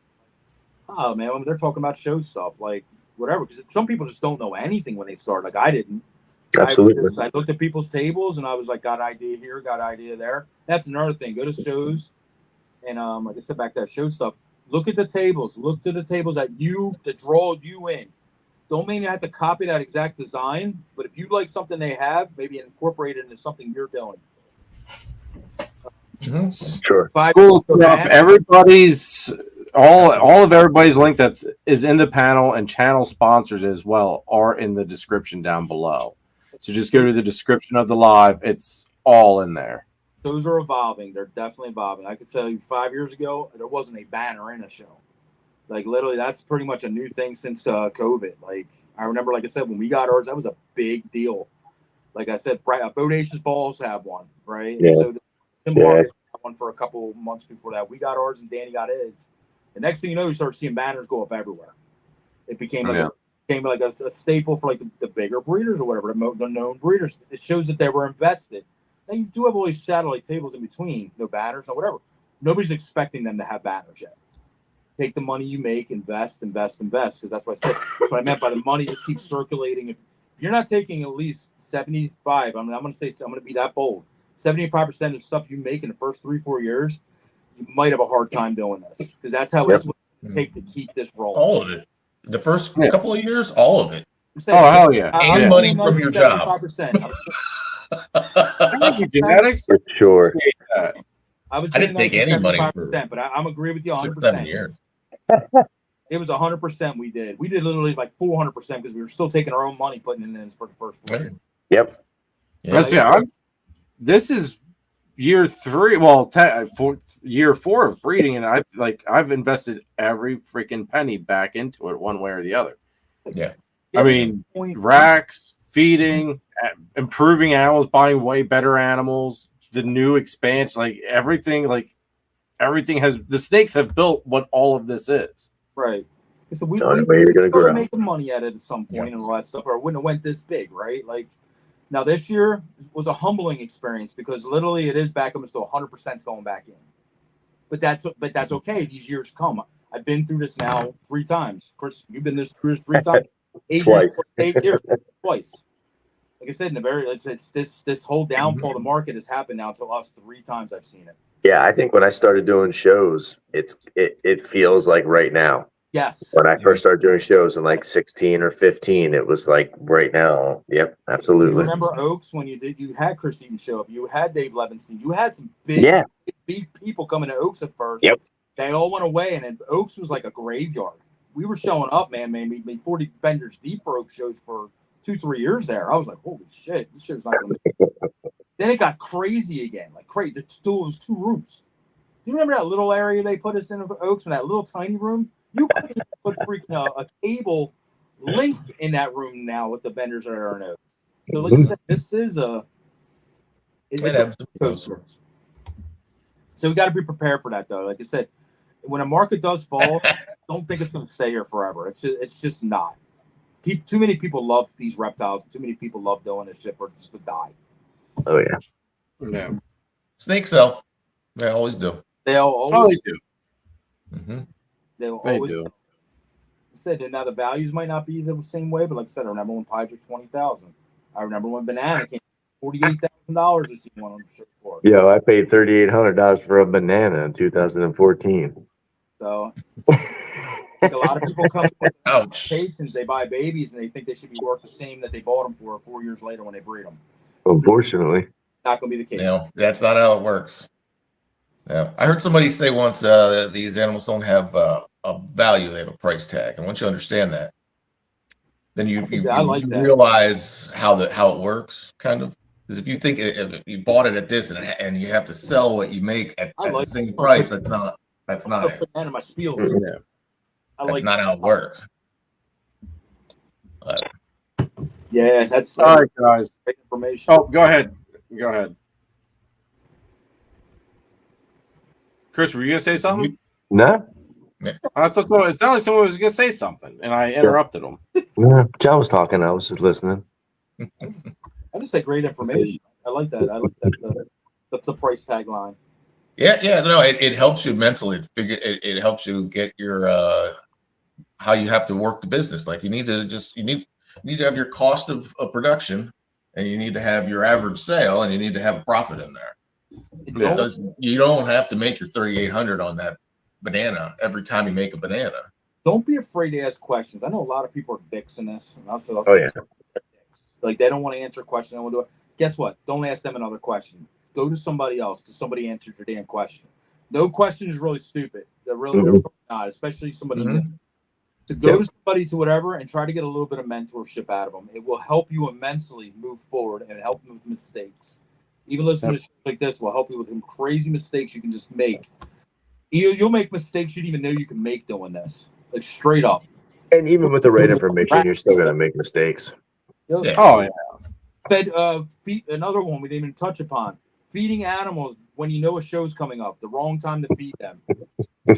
It'll land on sheds. It'll land on poops. It'll land on peas. And then you got a very bad show coming that day. Yeah. Especially if it's a 2-day show. Oh, my. So you're not going to be saying hello to anybody. You're going to be cleaning shit out your bins for the next 24 hours. Then you're going to be bitching the whole time, and you got to go home and clean them bins all freaking week because they all that stuff. Yep. School of Crop. Yes, females can retain sperm up to like 7 years. I think has been like the max that I've heard. Yeah, I don't know what the time is, but it is a distance. Tell them the flip side. Weird stuff could come out sometimes. Here's the flip side to that, which said we answered part of that question. Once a girl lays, the sperm is eradicated. It is a fresh book. They will not. Is it? They won't take a ball python. I haven't seen it. I've never seen a ball python take from another male if they've laid. Talk to Kai. Kai? Yeah, Kai had a dual-sired clutch from, I think it was the male the year prior. Did she lay the year before? That's the all right. You might have it on that one. That one I can't answer. I can get on board with that. Yeah, everything I ever had lay a clutch will not take a male prior from that year. Once they lay, it's almost like a reset. It's a reset. I literally call it a reset. Okay. If they don't lay, you can be playing the gamble odds from last year. I could get on board with that. Yeah. I have personally never seen 2 years, but I'm sure it happens. Mm-hmm. But once a girl hits the reset button, is what I call a clutch of eggs. I never ever seen a male from the prior year be the dad of that clutch the next year. Like use the male all year and then skip because you'd be all, oh my God, can you imagine? I'd be losing my freaking mind. Well, that was also like one of my reasons. One of the big things with Husbandry Pro then was because if that happened, you could go back and you could look and see what did she go to and figure out the 7 years though, brother. Like think about that. If that was like a true thing that really happened after a girl laid 7 years, that'd be nuts. You'd be going back and be like, oh my God, I put a pastavido, or when you're like advanced, the clown ghost, blah, blah, blah, blah, blah. You'd be like, oh. I would literally sell every girl after they laid a snake. Every girl laid, I breed her one time and sell her. I'd be like, I'm done.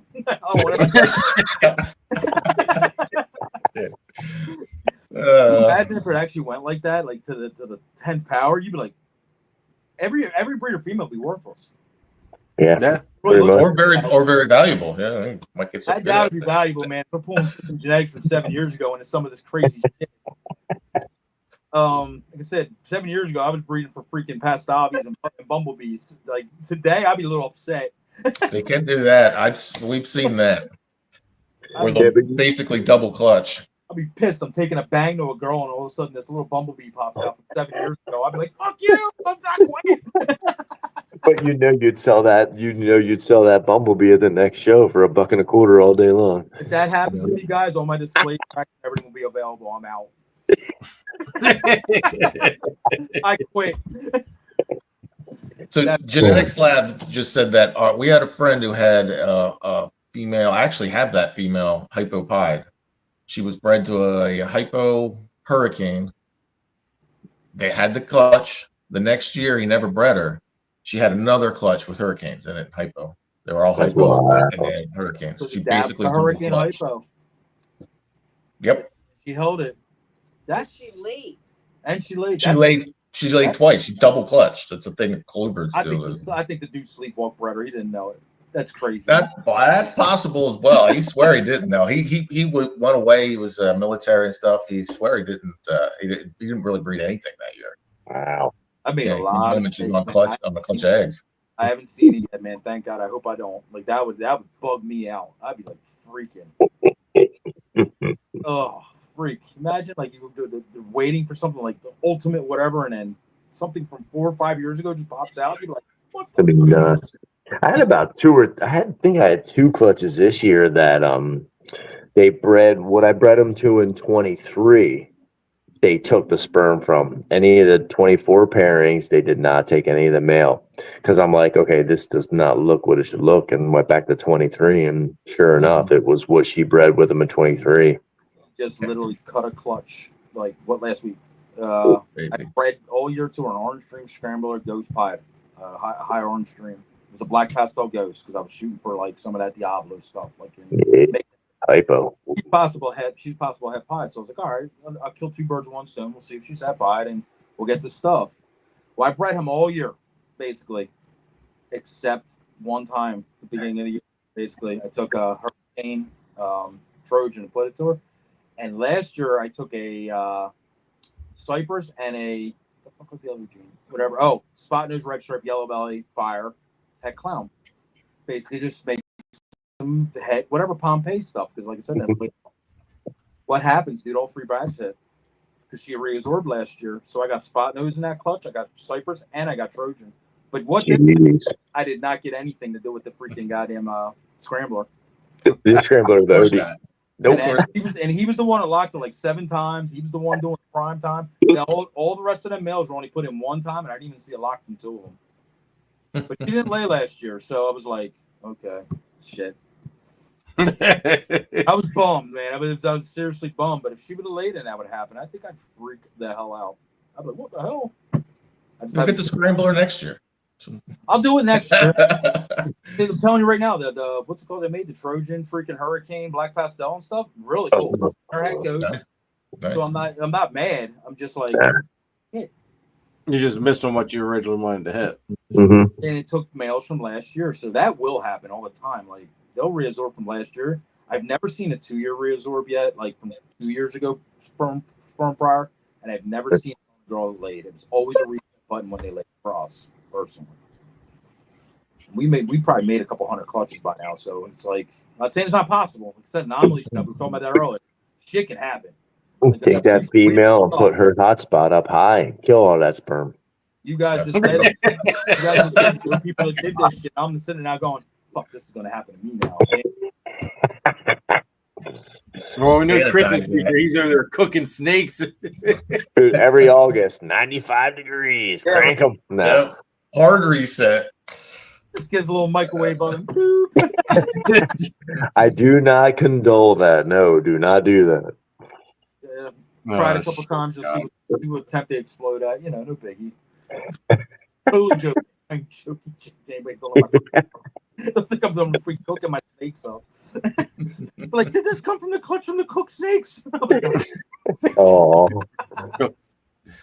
Then you have Chris here saying about pushing her down a flight of steps. God, oh, no. Come on, like the tactics we used to use to sell snakes years ago are way different than snakes than now. Like I used to be able to say jokingly, like either bite them or hit with a hammer.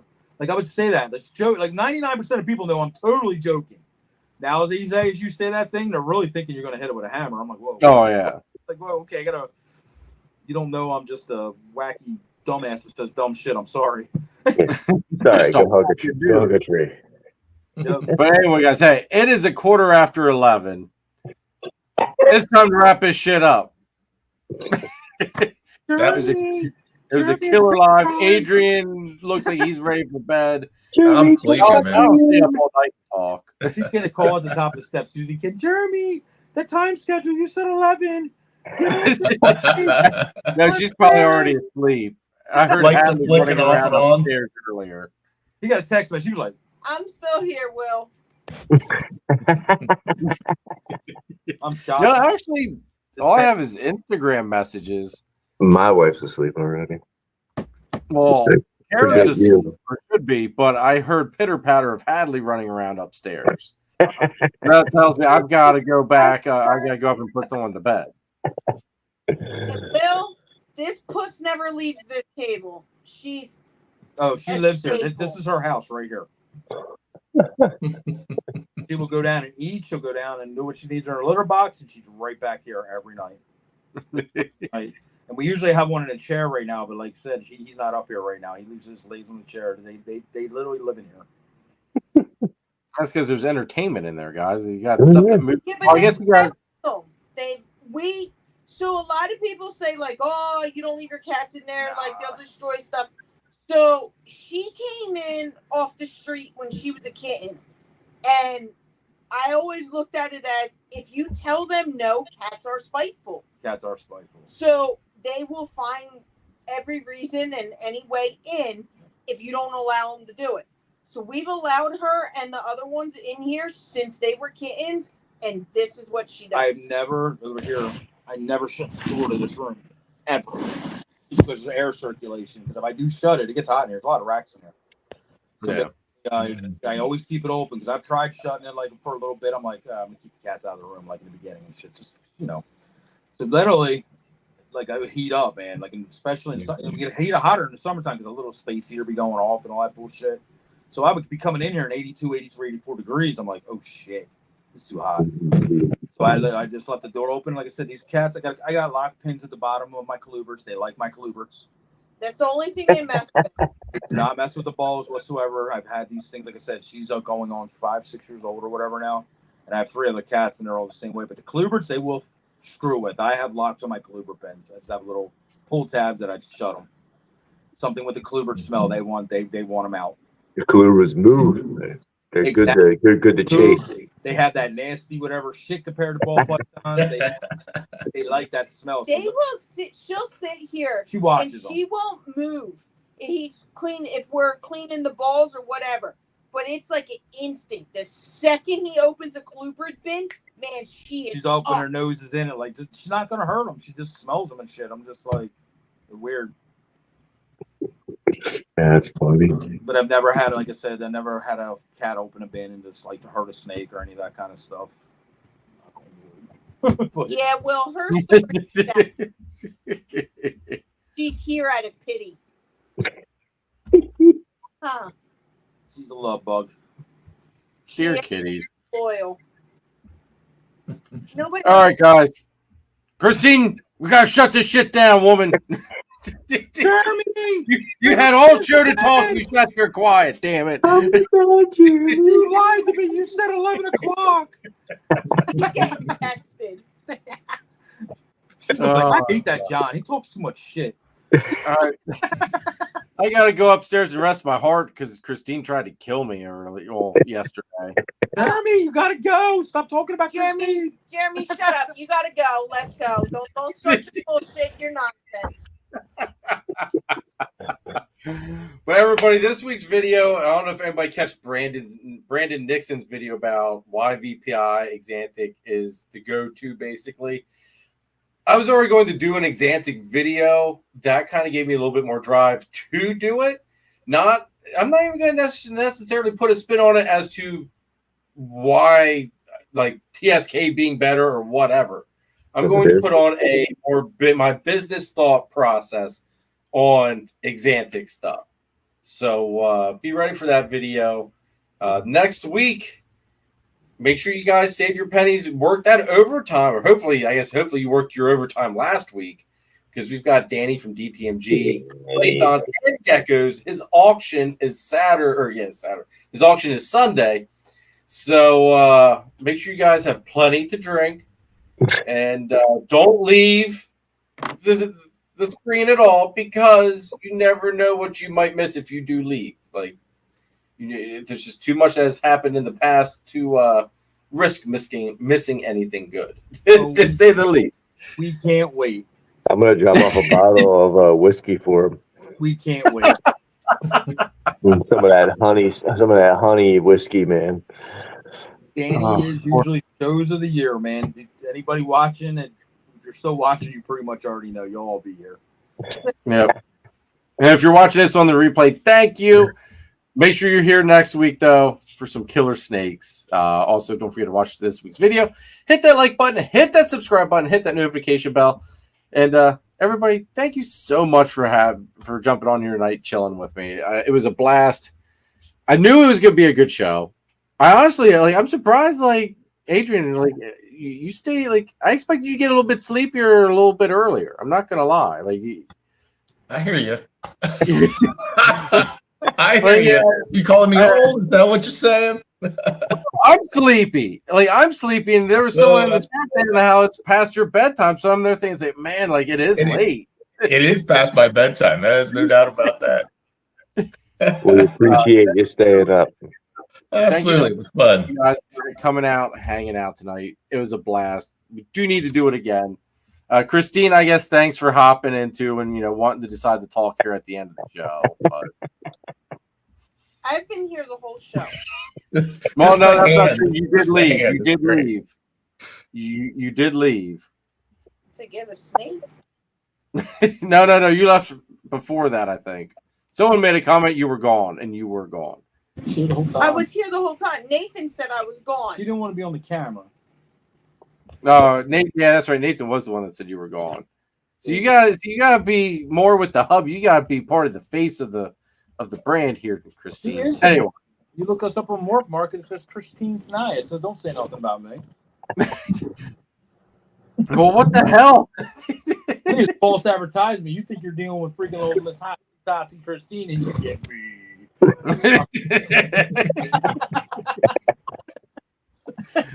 Oh God, guys. But guys, hang out here 1 second. Everybody, thank you again for all the love and support. Have a great have a great week, I should say. It looks like it's gonna be a beautiful one here in PA. Oh, beautiful. So, looking forward to it. Enjoy it, because I'm looking forward to some cooler temps though too. But make the best use of it. Chris, you should want it to get nice and cool and crisp for hunting, man. It's all right. It'll get cold eventually. Don't worry about it. Don't rush it. Oh, dude, I would think you'd want that shit mid 60s tops. Yeah. That's what I'd be rooting for. Does it do it? No, it's giving thumbs down. Thumbs down. It's saying, fuck you, John. What did I do earlier? I had little freaking balloons. It was cool. Yeah, peace symbols, yeah. I don't like it. Good job. And on that note, folks, thank you again so much for all the love and support. Everybody's links are in the description down below, so go ahead, check them out. Links to the channel membership as well is in the description down below. Check it out. There's some nice perks to it. Hold it still. Don't forget, Carpet 15 for shedtesting.com. Get that 15% off. Warfel 60 gets you 60 days free over at Husbandry Pro. Make sure you guys use those codes. Test it out. Going back to some of the vending stuff, Husbandry Pro, those labels make it really nice for at shows, guys. So thanks again, everybody. Have an awesome week. Later. Good night. Yep.